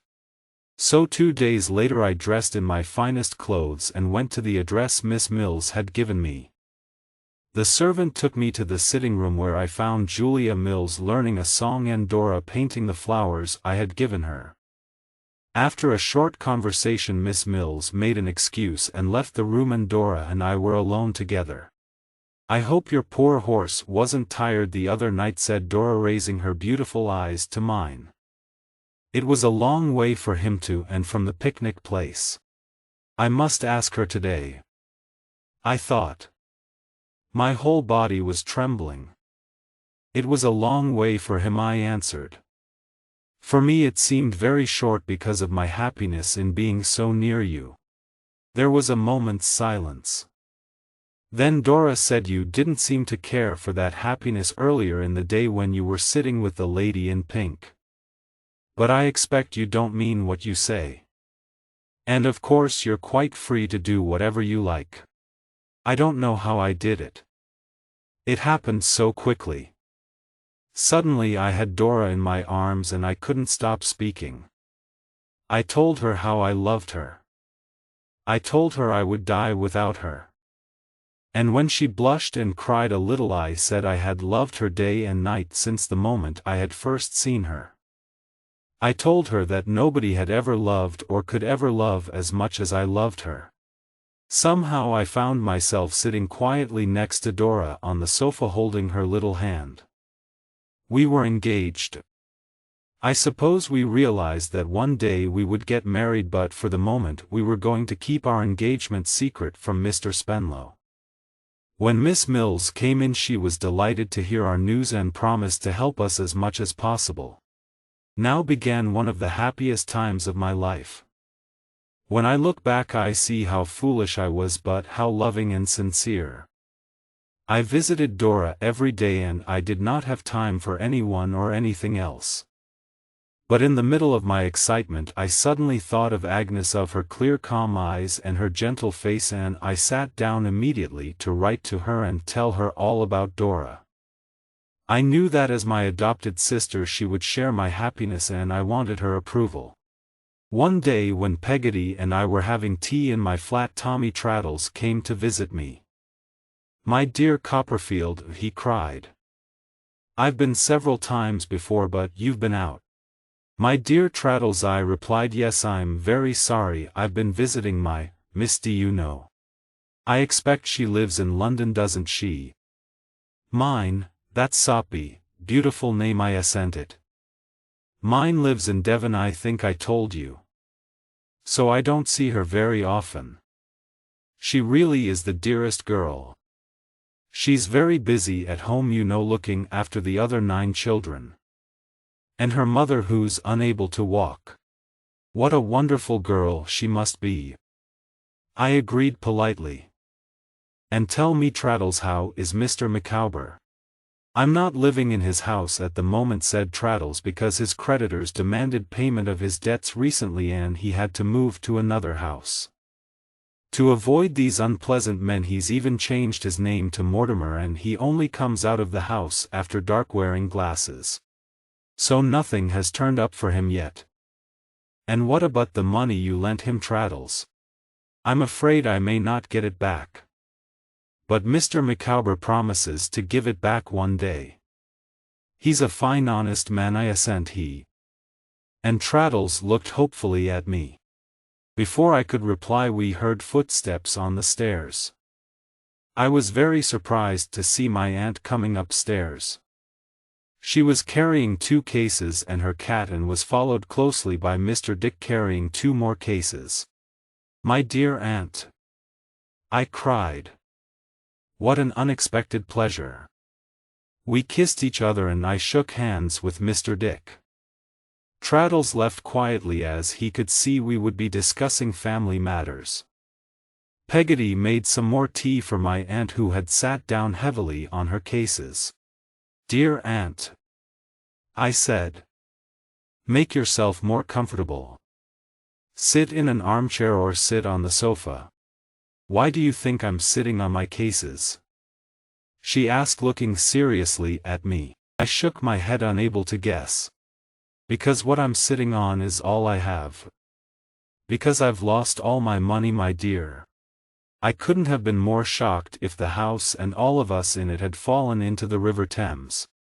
"Yes," continued my aunt, putting her head calmly on my shoulder. "I'll tell you all about it tomorrow, David, but tonight we must find a bed for Mr. Dick and I'll sleep here to save money." So that night my aunt agreed to take my bed while I planned to sleep on the sitting room sofa, and I took Mr. Dick to a neighbor's house to rent a room. When I returned I found my aunt walking up and down in front of the sitting room fire. "That Peggotty woman is very fond of you, David," she said. "She's been offering to give us some of her money, the money she inherited from her husband. Of course I refused at once. But she's a good woman. And she's been telling me about the trouble at Yarmouth." "Yes, poor Emily." I could not stop myself saying. "Silly Emily, you mean. But I'm sorry for you because you cared for her once. And now Peggotty tells me you're in love again." I blushed. "I love Dora with all my heart, aunt. I suppose the little thing is very lovely, is she?" "No one can imagine how lovely she is." "She isn't at all silly, is she?" asked my aunt. I had never considered this possibility before and could only repeat what my aunt had said. "Silly, aunt? Well, I only ask," replied my aunt gently. "David, you're very loving like your poor mother, and you need a good, serious, sensible person to love. Aunt, if you only knew how sensible Dora is," I replied. "Oh, David," she answered. "Blind, blind, blind." This made me feel a little uncomfortable, but I was glad she knew my secret. I thought perhaps she was rather tired, so I said good night. She went to my bedroom and I lay down on the sofa. How miserable I was that night. I knew I should be thinking of my poor aunt's situation, but I could not prevent myself from thinking of Dora. How could I marry her if I had no money, no expensive clothes to wear, no handsome white horse to ride, or flowers to give her? The next morning I got up early to have a walk in the fresh air, and on the way home a carriage stopped beside me and Agnes Wickfield got out. I immediately felt better when I saw her beautiful calm face smiling at me. She had heard that my aunt was in trouble and had come to London to see her. We walked together to my flat. "You know that Uriah Heep is my father's partner now," she said quietly. "His influence over my father is far too great.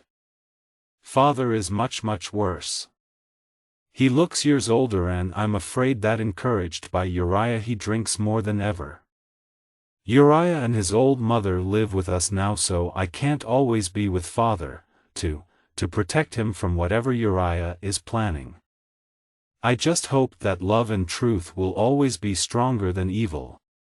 I could not give her my opinion of Uriah because by then we had arrived at the flat. My aunt was very pleased to see Agnes again and made us sit down on the sofa next to Peggotty. "Now let me explain to you all what happened to my money," said my aunt firmly. I was surprised to see that Agnes was pale and trembling. "Betsy Trotwood," continued I, "saved a lot of money over the years, and my lawyer Mr. Wickfield used to help me invest it in the right companies. But recently I thought he wasn't such a good lawyer as he used to be, so I decided to invest my money myself. What a lot of mistakes I made. Who knows where it's gone? In gold and foreign banks and so on. It's no good worrying about it, but I can tell you there's nothing left." The color was beginning to return to Agnes's face. "So it wasn't my father's fault, dear Miss Trotwood." "Not at all, Agnes," said my aunt cheerfully. "Now can any of you give me some advice? I've asked my servant Janet to rent my little house in Kent. That will bring in about £70 a year. I think we'll need more than that to live on. You and David could share this flat very cheaply with Mr. Dick just round the corner in his rented room," suggested Agnes. "And I think I can find a little job for David. Do you remember Dr. Strong, the headmaster of the Canterbury School? Now that he's retired and come to live in London, he needs a private secretary to work for him in the mornings and evenings at his house. He was asking father about it the other day. What do you think, Agnes?" I cried. "What would we do without you? You are my good angel, I told you so before. I could easily be Dr. Strong's secretary as well as continuing my work in Mr. Spenlow's firm. I'll go and see him today and arrange it with him." Agnes gave me her beautiful smile as she got up to leave. I went downstairs with her, and as we walked together to the coach station I saw an old beggar with a white stick in the street. He was holding out his thin hand for money and crying, "Blind! Blind! Blind!" It sounded like an echo of what my aunt had said the day before. Oh, Agnes, dear sister! If I had only known then what I discovered long afterwards. Meet David's new life. With Agnes's encouragement I felt much stronger, and no longer depressed. My life now bad a purpose. I intended to work as hard as I could, to help my aunt and to earn enough money to marry Dora. I got up every morning at 5 o'clock, walked to Dr. Strong's house on the other side of London, worked with him for 2 hours every morning, and then walked back to Mr. Spenlow's office, where I spent most of the day in the law courts. Then I returned to Dr. Strong's for 2 or 3 more hours in the evening, and finally came home to my flat, where my aunt, Peggotty, and Mr. Dick would be waiting for me. I was glad to be able to tell my aunt that Dr. Strong would pay me £70 a year for my work. With that, and the rent from my aunt's house in Kent, we could live quite well, if we were careful. Because I was young and healthy, I did not mind hard work, and whenever I was tired, I told myself, "You're doing it for Dora," and that made me work even harder. When I met Traddles one day near the courts, I told him about my new situation and he was very sympathetic. "But I have news for you too, Copperfield," he said. "The Micawbers are moving to Canterbury." "Oh. That means something must have turned up for them," I replied, interested. "Yes, Mr. Micawber is going to become assistant to someone called Uriah Heep, a partner in a firm of Canterbury lawyers." "Heep!" I cried in horror. "I know him. Why would Mr. Micawber want to work for him?" "Well, I do know that Heep has paid all Mr. Micawber's debts in London," answered Traddles. "The whole family is leaving tomorrow. They asked me to tell you." I wondered why Heep wanted Micawber to work for him, and I felt sure Uriah had some evil plan in his ugly head. The next day Peggotty was returning to Yarmouth to look after Ham while Daniel was away. After I had taken her to the coach station and said goodbye to her, I hurried to Miss Mills's house. I had not yet told Dora about the changes in my life because I had not wanted to explain it all in a letter, but today she was visiting Julia Mills and was expecting me to come to tea. How happy and beautiful Dora looked when she met me in the sitting room. And how shocked and miserable she looked when I asked her immediately, "Can you love a beggar, Dora? My pretty little Dora?" She had no idea what I meant. "Don't be silly, David," she cried. "What are you talking about? It's true, Dora, my love," I cried. "I've lost all my money. I'm a beggar." And I looked so serious that Dora was frightened and began to sob bitterly on my shoulder. "But I love you, Dora, and always will," I continued. "It doesn't matter if we are poor because I'll work hard to buy our bread. We don't need much as long as we have each other. Tell me your heart is still mine, dear Dora." "Oh yes," she cried. "Oh yes, it's all yours. Only don't frighten me again.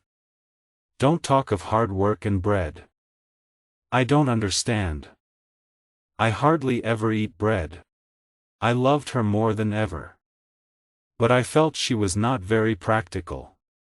In a few moments, when she had stopped crying and was calmer, I tried again to make her understand. "My dearest, may I mention something?" "Oh, please don't be practical," begged Dora, tears coming to her lovely eyes. "It frightens me so much.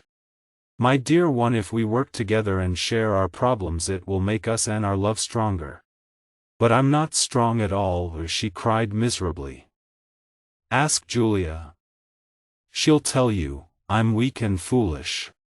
But if you thought sometimes, my sweet Dora, that you are engaged to a poor man, if you tried to see how your father manages the servants or how much food costs in the markets, it would be helpful to us. We must be brave, dear Dora. Our path in life is steep and rocky." I was becoming quite enthusiastic, but I suddenly realized I had said far too much. Poor little Dora was sobbing and screaming with fear, and in a moment was lying unconscious on the sofa. I really thought I had killed her.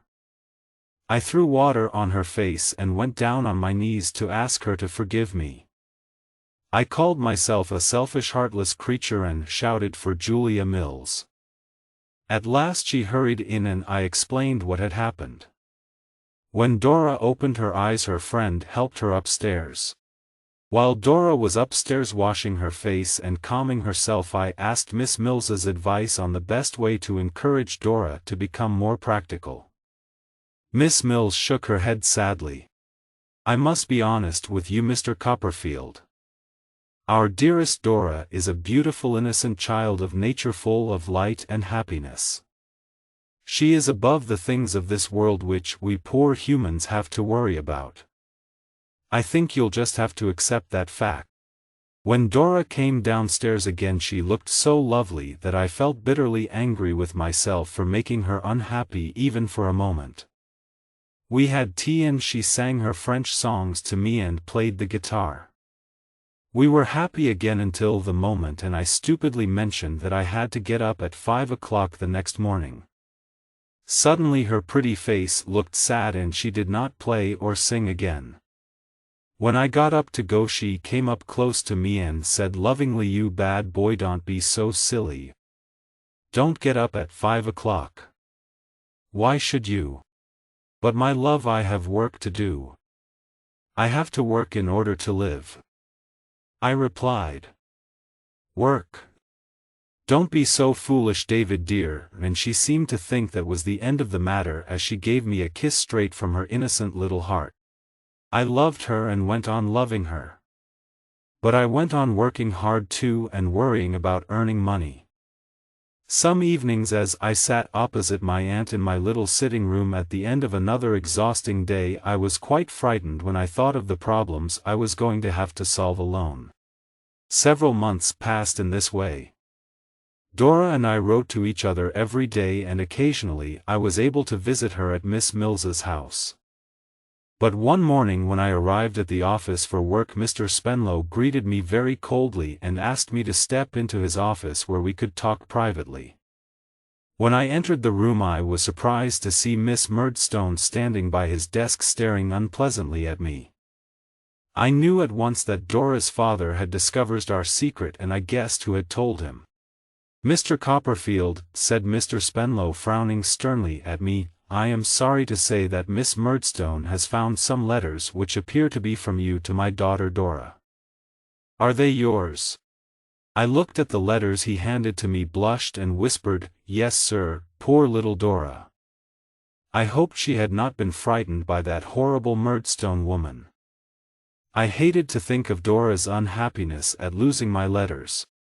I suspected something was wrong when Miss Spenlow came back from her last visit to Miss Mills, said Miss Murdstone, looking very pleased with herself. I always said Julia Mills was not a suitable friend for Miss Spenlow and I was right. Mr. Spenlow appeared to agree, but rather sadly. "I am very sorry, sir," I said, "but it is all my fault. Please don't blame Dora." "Miss Spenlow, to you, young man," said her father angrily. "I know it wasn't right to keep it secret, sir, but I love your daughter and I hope that one day—" "Don't speak to me of love, Mr. Copperfield," cried Mr. Spenlow. "You are both much too young. We'll throw these letters in the fire and you must promise to forget the whole thing. There is no question of your marrying Dora." "But sir, I can't forget her. I love her," I protested. "That is my last word, M. Copperfield. When you have time to consider you'll realize it's wiser to do as I say. Now go to your work." I spent all day thinking of poor sweet Dora and how she must be feeling.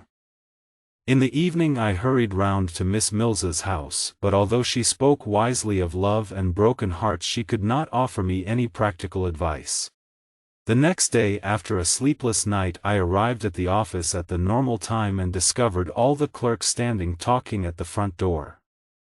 This was so unusual that I stopped to ask what had happened. "Why don't you know?" asked one of them. "The police have found Mr. Spenlow dead." I fell back shocked. "You look very pale, Mr. Copperfield," said another. "Sit down here, sir. Tell me what happened," I gasped. "Well, he went into town to dinner last night and the carriage and horses came back at midnight without him. He was driving himself, you see. So the servants went to look for him and found him dead in the road. He must have been ill and have fallen out of the carriage. Anyway, he was dead when they found him. This was a terrible shock to me. Perhaps his anger with me had made him ill, that in that case I was partly to blame for his death. But I am sorry to say I was also jealous of Dora's sadness. While she was crying for her dead father, she was not thinking of me, and I selfishly wanted to be the only person in her life. In the next few weeks I became quite desperate because I could not see or speak to my sweet Dora.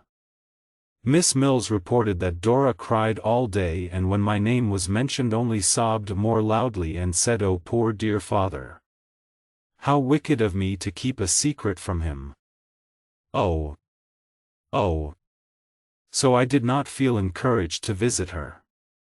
Soon after her father's funeral Dora was taken to live with her 2 aunts at Putney in South London, where she seemed to be further away from me than ever. My aunt meanwhile began to be seriously worried about my health as I was getting more and more depressed. So she suggested I should go to Dover for a few days to make sure that her house was still in good condition and then to Canterbury to visit the Wickfields. I agreed willingly as I was always happy to see Agnes. It was easy to take a few days' holiday from my work at the law courts and with Dr. Strong. I was glad to find that the person who was renting my aunt's house in Dover was looking after it well. I was then free to continue my journey to Canterbury, that beautiful ancient city which seemed very little changed since my schooldays. The soft clean air made me feel better than I had done for weeks. When I arrived at the Wickfields' house I found Mr. Micawber in Uriah Heep's old office. We were pleased to see each other, but we both felt a little embarrassed. I realized that he did not want to talk about confidential matters concerning the firm of Heep and Wickfield, and he knew that I disliked his employer Heep. So conversation was difficult, and in the end I was glad to leave him and go upstairs to look for Agnes. I found her in her sitting room and she looked up at me with such a warm welcome in her smile that I was very moved. "Ah, Agnes," I sobbed. "I've missed you so much recently. You helped me such a lot in the old days that I suppose I never learnt to think for myself. I always feel I need your help and advice. I get into such trouble and I get so worried and have so little confidence in myself, but when I'm with you you give me purpose. You make me strong. What is your secret, my dear adopted sister?"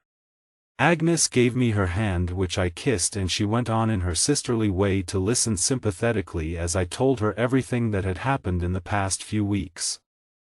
As usual, she knew the right thing to do. She advised me to write to Dora's aunts to ask if I could visit Dora occasionally, and she encouraged me in my hopes of marriage. I felt again that peace which Agnes always brought to me. We had not been sitting together long when Mrs. Heep came in. She did not leave us for a moment all that evening, and I wondered whether Uriah had told her to watch over us. Whenever I looked at Agnes's lovely face I saw Mrs. Heep's evil black eyes staring at me. The next day Mrs. Heep did not leave Agnes and me alone even for a minute. The Heeps' mother and son seemed to me like 2 ugly great black birds hanging over the house, and they made me so uncomfortable that I went out for a walk in the afternoon. I was walking along a path near the house wondering if I should warn Agnes about Uriah's plan of marriage when I heard footsteps behind me and turned to see Uriah himself running after me. "Wait for me, Mr. Copperfield," he cried. "Actually," I said, "I came out to be alone." "Ah," he said with his oily smile, "you don't like my mother being there all the time, do you?" "No, I don't," I replied, not caring if I sounded rude. "But you see," he continued, "in my humble position I have to be very careful. I'm not married to my Agnes yet, and you're a dangerous rival, Mr. Copperfield." "What?" I cried in disgust. "You allow Miss Wickfield no peace in her own home because of me. Don't you realize I think of her as my very dear sister, nothing more? Let me tell you I am engaged to another lady. There. Is that enough for you?" "Oh, Mr. Copperfield," cried Uriah, gratefully shaking my hand with his cold fishy one. "I'll tell Mother to stop watching you at once. Why didn't you tell me that before? I know you've never liked and trusted me as I've liked you." We returned to the house together in silence. That evening after dinner, when Agnes and Mrs. Heep had left us, Uriah said to Mr. Wickfield, "Let's have some wine, partner, and drink to young Mr. Copperfield's health. It isn't often we have the pleasure of his company, is it, partner?" I knew Uriah was deliberately encouraging Mr. Wickfield to drink too much, but I saw that although Agnes's father was aware of his weakness, he could no longer stop himself. As the evening passed, I was disgusted to see that Uriah became more and more cheerful as Mr. Wickfield became more and more drunk. Finally Uriah stood up with a glass in his hand. "Come, partner," he said with his evil smile. "Let's drink to the health of the most beautiful woman in the world." Poor broken Mr. Wickfield looked for a moment at the picture of his dead wife on the wall, so similar to Agnes. "I may be humble," continued Uriah, "but I I love your daughter Agnes." Suddenly a horrible cry came from Mr. Wickfield. He had stood up and was screaming with anger. He behaved so wildly and desperately that I thought he had gone mad. "My child, and you, Heep? No, never. You've taken everything from me, my business, my good name, my home, but you'll never take her."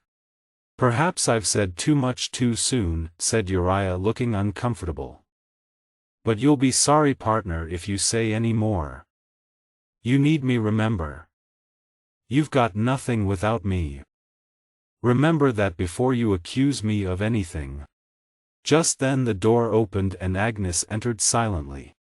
"You're not well, father, come with me," she whispered gently, and helped the ashamed old man out. I thought she must have heard what had been said. Later that night she came to say good night to me in the sitting room where I was alone reading. "Agnes, my dear sister," I said to her, "promise me that you will never agree to marry that evil creature for any reason." Through her tears she smiled calmly at me. "Don't worry, brother, I'm not afraid of him. My duty is to take care of father, and I trust in God for the rest. Good night, David." 9. David gets married. When I returned to London, I was delighted to discover that Dora's aunts had decided to allow me to visit her.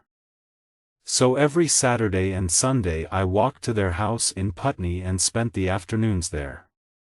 Sometimes Dora sang or played the guitar, sometimes we walked by the river, and sometimes I brought Traddles or my aunt with me. What happy times they were!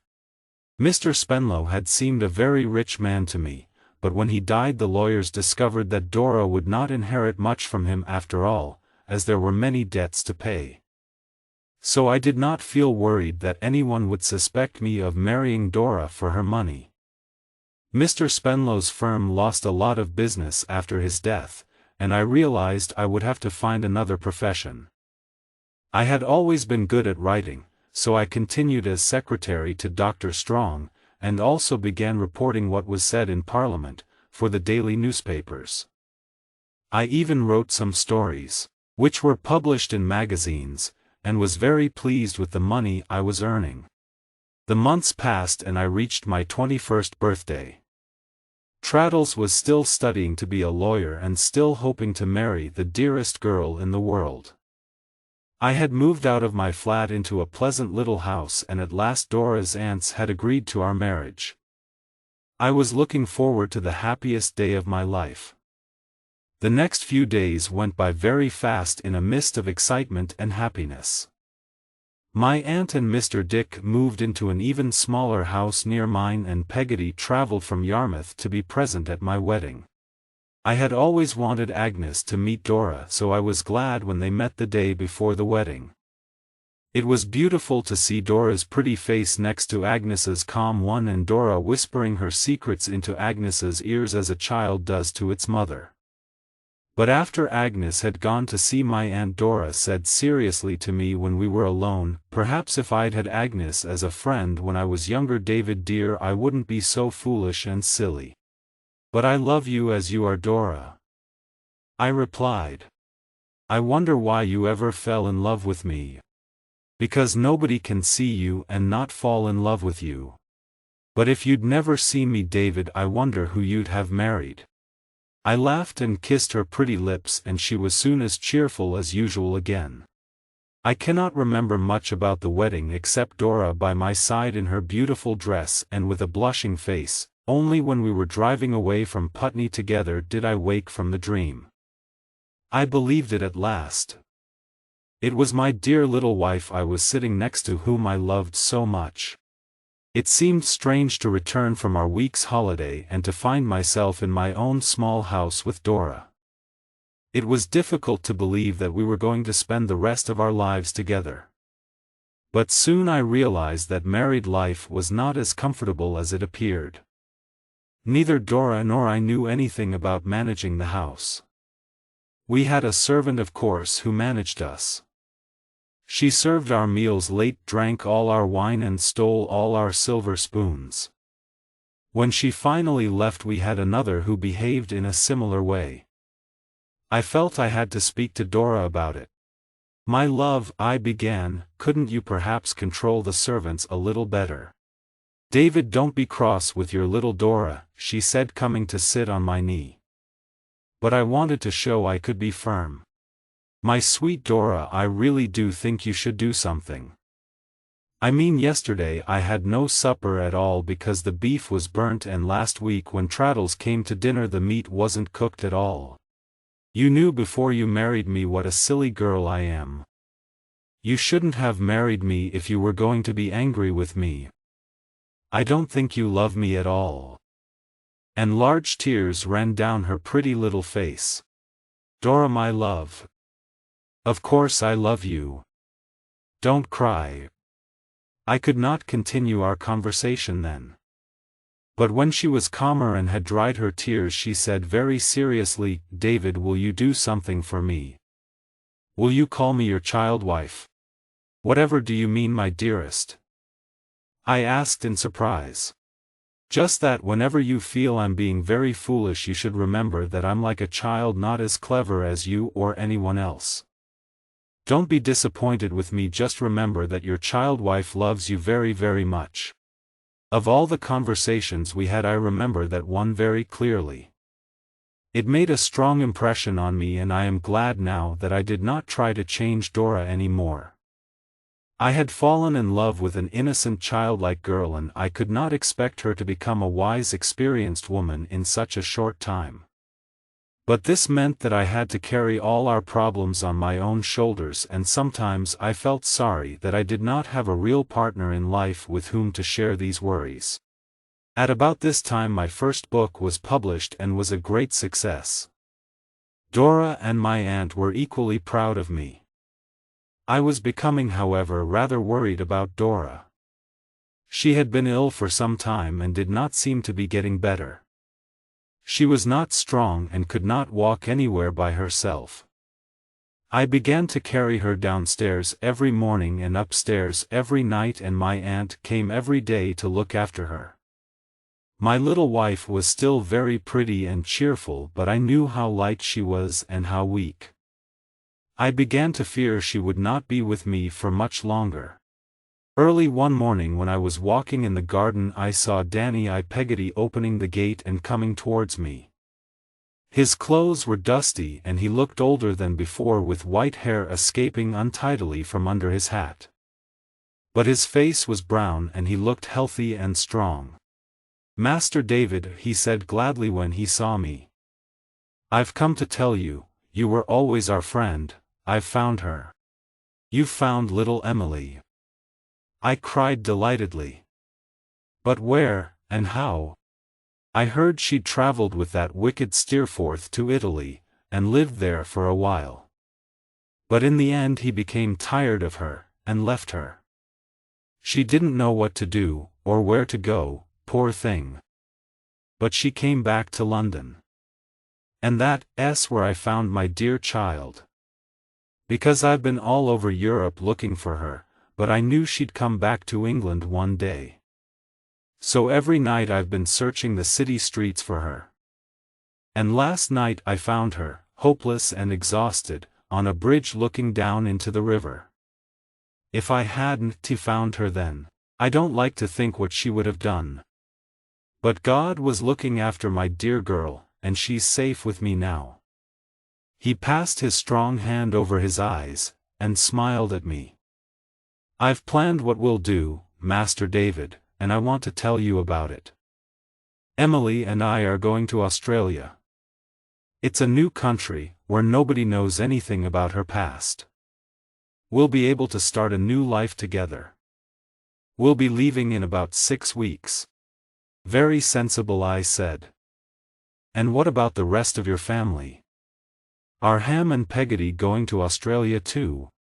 "No, they aren't. Poor Ham will never be the same again. I really think his heart is broken.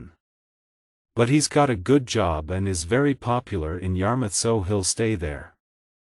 My sister wants to stay too, partly because of you, Master David, and partly to look after Ham. She cooks and cleans for him in Yarmouth, you know." "Well, my friend," I said, shaking hands firmly with the old boatman, "I wish you and Emily all the best in your new life." "I'll do my duty whether I'm in England or Australia," said Daniel. "And I'll never be separated from my little Emily again." 10. Death and Discovery. Traddles and I had both received rather strange letters from Mr. Micawber, in which he asked us to come to Canterbury, with my aunt. At this meeting, he said, he would show to all of us the proof of Uriah Heep's wickedness. Dora was too ill to come with us, so Traddles, my aunt, Mr. Dick and I travelled to Canterbury by coach, spent the night in a hotel there, and arrived punctually at the Wickfields' house the next morning. Mr. Micawber met us at the door and showed us into Uriah Heep's office. Uriah himself seemed rather surprised to see us, but pretended to welcome us as old friends. Mr. Micawber brought Agnes into the room too, and then stood firmly by the door. "Don't wait, Micawber," said Uriah to his assistant. But Mr. Micawber did not move. He stared coldly at his employer. "Did you hear what I said, Micawber?" said Uriah angrily, his little eyes becoming redder while his long face went very pale. "Yes," replied Micawber. "But I don't choose to leave. Listen to me, Heep. I don't care if I lose my job. I don't wish to work any longer for the wickedest man in England." Uriah fell back shocked. Looking slowly round at us with a dark evil expression on his face, he said, "I see. You've all arranged this between you. But I know who to blame for this. It's you, Copperfield. You're jealous of my new position, aren't you? But I know things about all of you which I can use against you.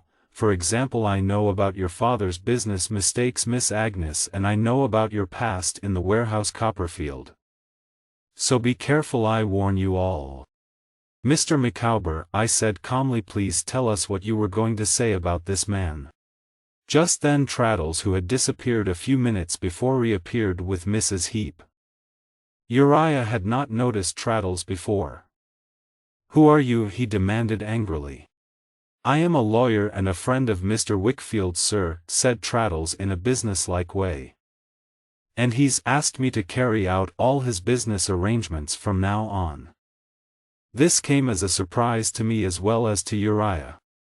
"The old fool has been drinking too much again," said Uriah, looking uglier than ever. "You can't believe anything he says. And you've bribed my assistant, I suppose, to speak against me." "It's you who have been dishonest," said Traddles firmly, "as we shall hear from Mr. Micawber." And we all looked expectantly towards that large, important-looking gentleman. He was clearly delighted to have such an interested audience, and cleared his throat several times before starting to speak. As he spoke, his voice became louder and louder with excitement until he was almost shouting. "Ladies and gentlemen," he began, "when very poor and desperate for work, I came to Canterbury as assistant to this evil man Heep.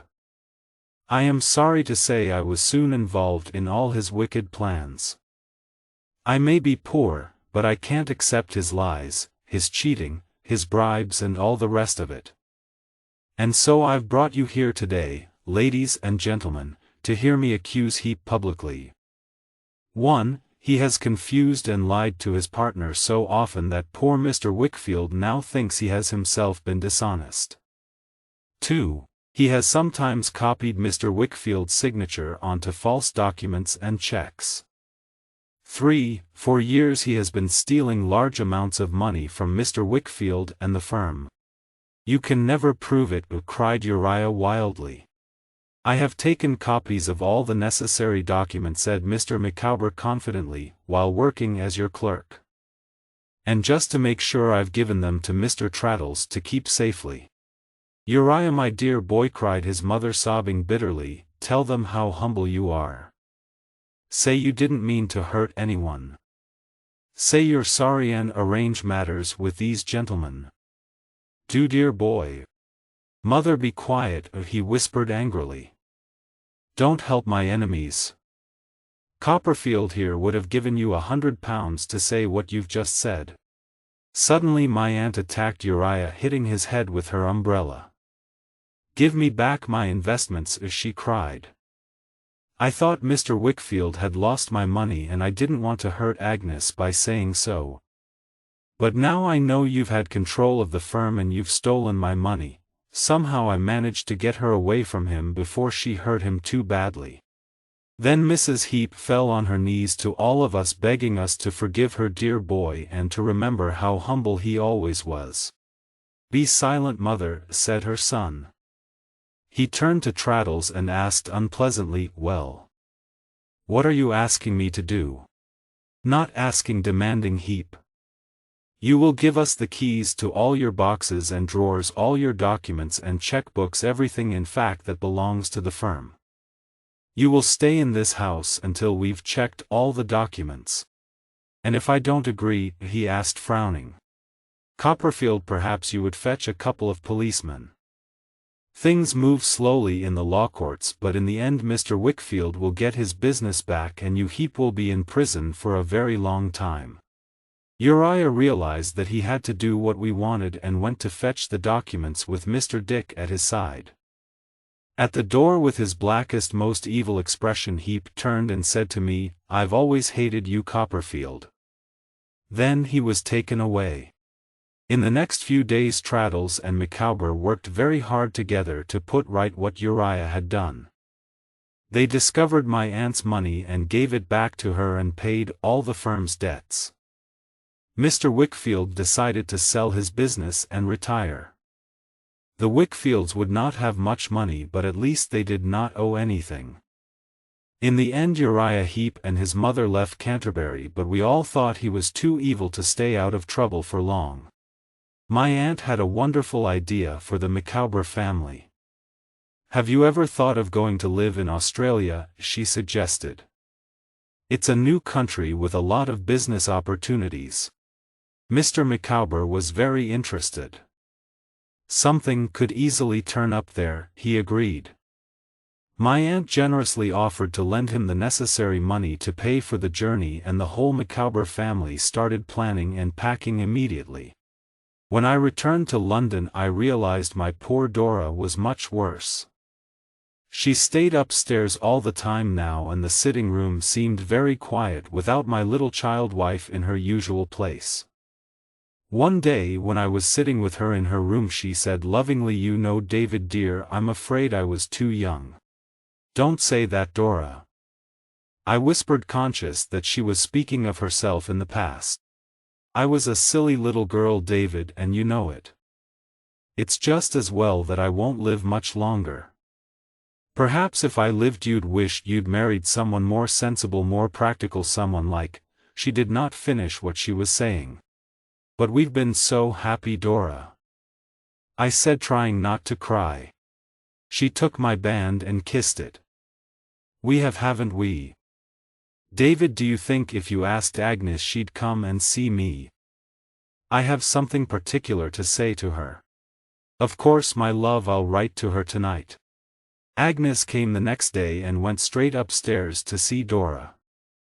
Although the doctor and my aunt had told me there was no hope that Dora would live, when I held her hand and saw her love for me in her innocent blue eyes, I could not believe she would be taken from me. But when Agnes came downstairs so calmly and silently and said nothing but raised her hand and pointed upwards, I knew. It was over and I remembered only darkness for a long time afterwards. In the middle of my terrible sadness I received a message from Emily. She asked me to take a letter from her to ham her last words to the man who had loved her so much, before she and Daniel left England for Australia. They were sailing in 2 weeks' time and the Micawbers were going on the same ship. I remembered my childish love for little Emily and agreed to do what she asked. The weather was very stormy as I travelled through the night to Yarmouth. Several times the coach was almost knocked off the road by the wind and the rain. By the time we arrived in Yarmouth most of the local people were in the streets afraid to stay in their houses in case the roof or the chimney blew down. Many women were crying afraid for their husbands or brothers who were out fishing in their small boats. The sea itself with its huge waves crashing noisily on the beach frightened us all very much. I went to the hotel and tried to sleep a little after my tiring journey. But the wind made so much noise that I could not sleep and I went down to the beach again where a lot of people were standing together watching the waves. By now the storm had got even worse. "2 ships have gone down, sir," a local fisherman shouted to me. A few miles away. We couldn't save any of the men on them. The waves were too high. And look! There's another. And suddenly I gasped in horror. I could see a great ship, which had been pushed violently on to the rocks by the waves. It was in danger of falling back into the waves, or of breaking in half, at any moment. Several figures were visible on the ship, especially one very active, curly-haired young man, who seemed to be giving orders. The crowd on the beach cried out as the ship rolled and a huge wave swept over it, carrying the men into the rushing water. In a moment the only figure we could see was the curly-haired young man, holding desperately on to the side of the ship and calling for help. What could we do? It was certain death for any man to enter those waves. Just then I saw Ham Peggotty running through the crowd to the edge of TM water. One end of a rope was tied around his waist and the other end was held firmly by 3 strong men standing on the beach. "No, Ham!" I cried, trying to hold him back. "Don't try to rescue that poor sailor. You'll kill yourself." "Let me go, Master David," he replied cheerfully, shaking both my hands. "If God thinks it's time for me to die, then I'm ready. Friends, I'm going in. Give me more rope." He dived in under a great wave and swam strongly towards the ship. In another moment he would have reached it when a high green hill of water appeared and the ship went down with a great crash. The people on the beach pulled on Ham's rope and he arrived at my feet, dead. They carried him to the nearest house and I called a doctor, but nothing could be done for him. He had been beaten to death by that great wave and his generous heart had stopped forever. As I sat hopelessly by his bed, a fisherman who had known me when Emily and I were children came to tell me he recognized the curly-haired sailor whose body had been thrown out of the water by the waves. I went to see. And there on the beach where she and I had played I saw Steerforth lying with his handsome face on his arm. He would never smile at me or Emily again. I was surrounded by too many ghosts to return to London and my old life. I was selfishly sad that I had lost my child wife and my childhood friend, and sometimes I felt I wanted to die. So I left England and travelled for many months in Europe. I lived in a dark, miserable dream with no hope or interest in my future. One evening I arrived in a village in Switzerland and received a packet of letters that had been waiting for me. The first one I opened was from Agnes. She gave me no advice, but she told me simply that she trusted me to find a purpose in life and that she would always be proud of me and love me as a sister. As the light died out of the sky and I watched the color of the snow on the mountain tops change, I felt I was waking from my unhappy dream and I began to understand how much I loved Agnes. She had been the one who had always guided and supported me, and now I realized I needed her love for the rest of my life. Had falling in love with Dora been a mistake? We had both been very young, it is true. I had always called Agnes sister, and now perhaps I no longer had the right to ask whether her love for me was more than sisterly. However, I decided to return and traveled home to England after 3 years of absence. I was delighted to find that Traddles had married his Sophie and was doing well as a lawyer. My aunt had moved back to her old Dover house and was living happily there with Mr. Dick and Peggotty. When I visited my aunt, I took the opportunity of asking her about Agnes. Has she any young man she'd like to marry?" I asked as lightly as possible. My aunt looked carefully at me as she replied, "I suspect she has David. She's never mentioned it to me, but I feel sure she's going to marry soon."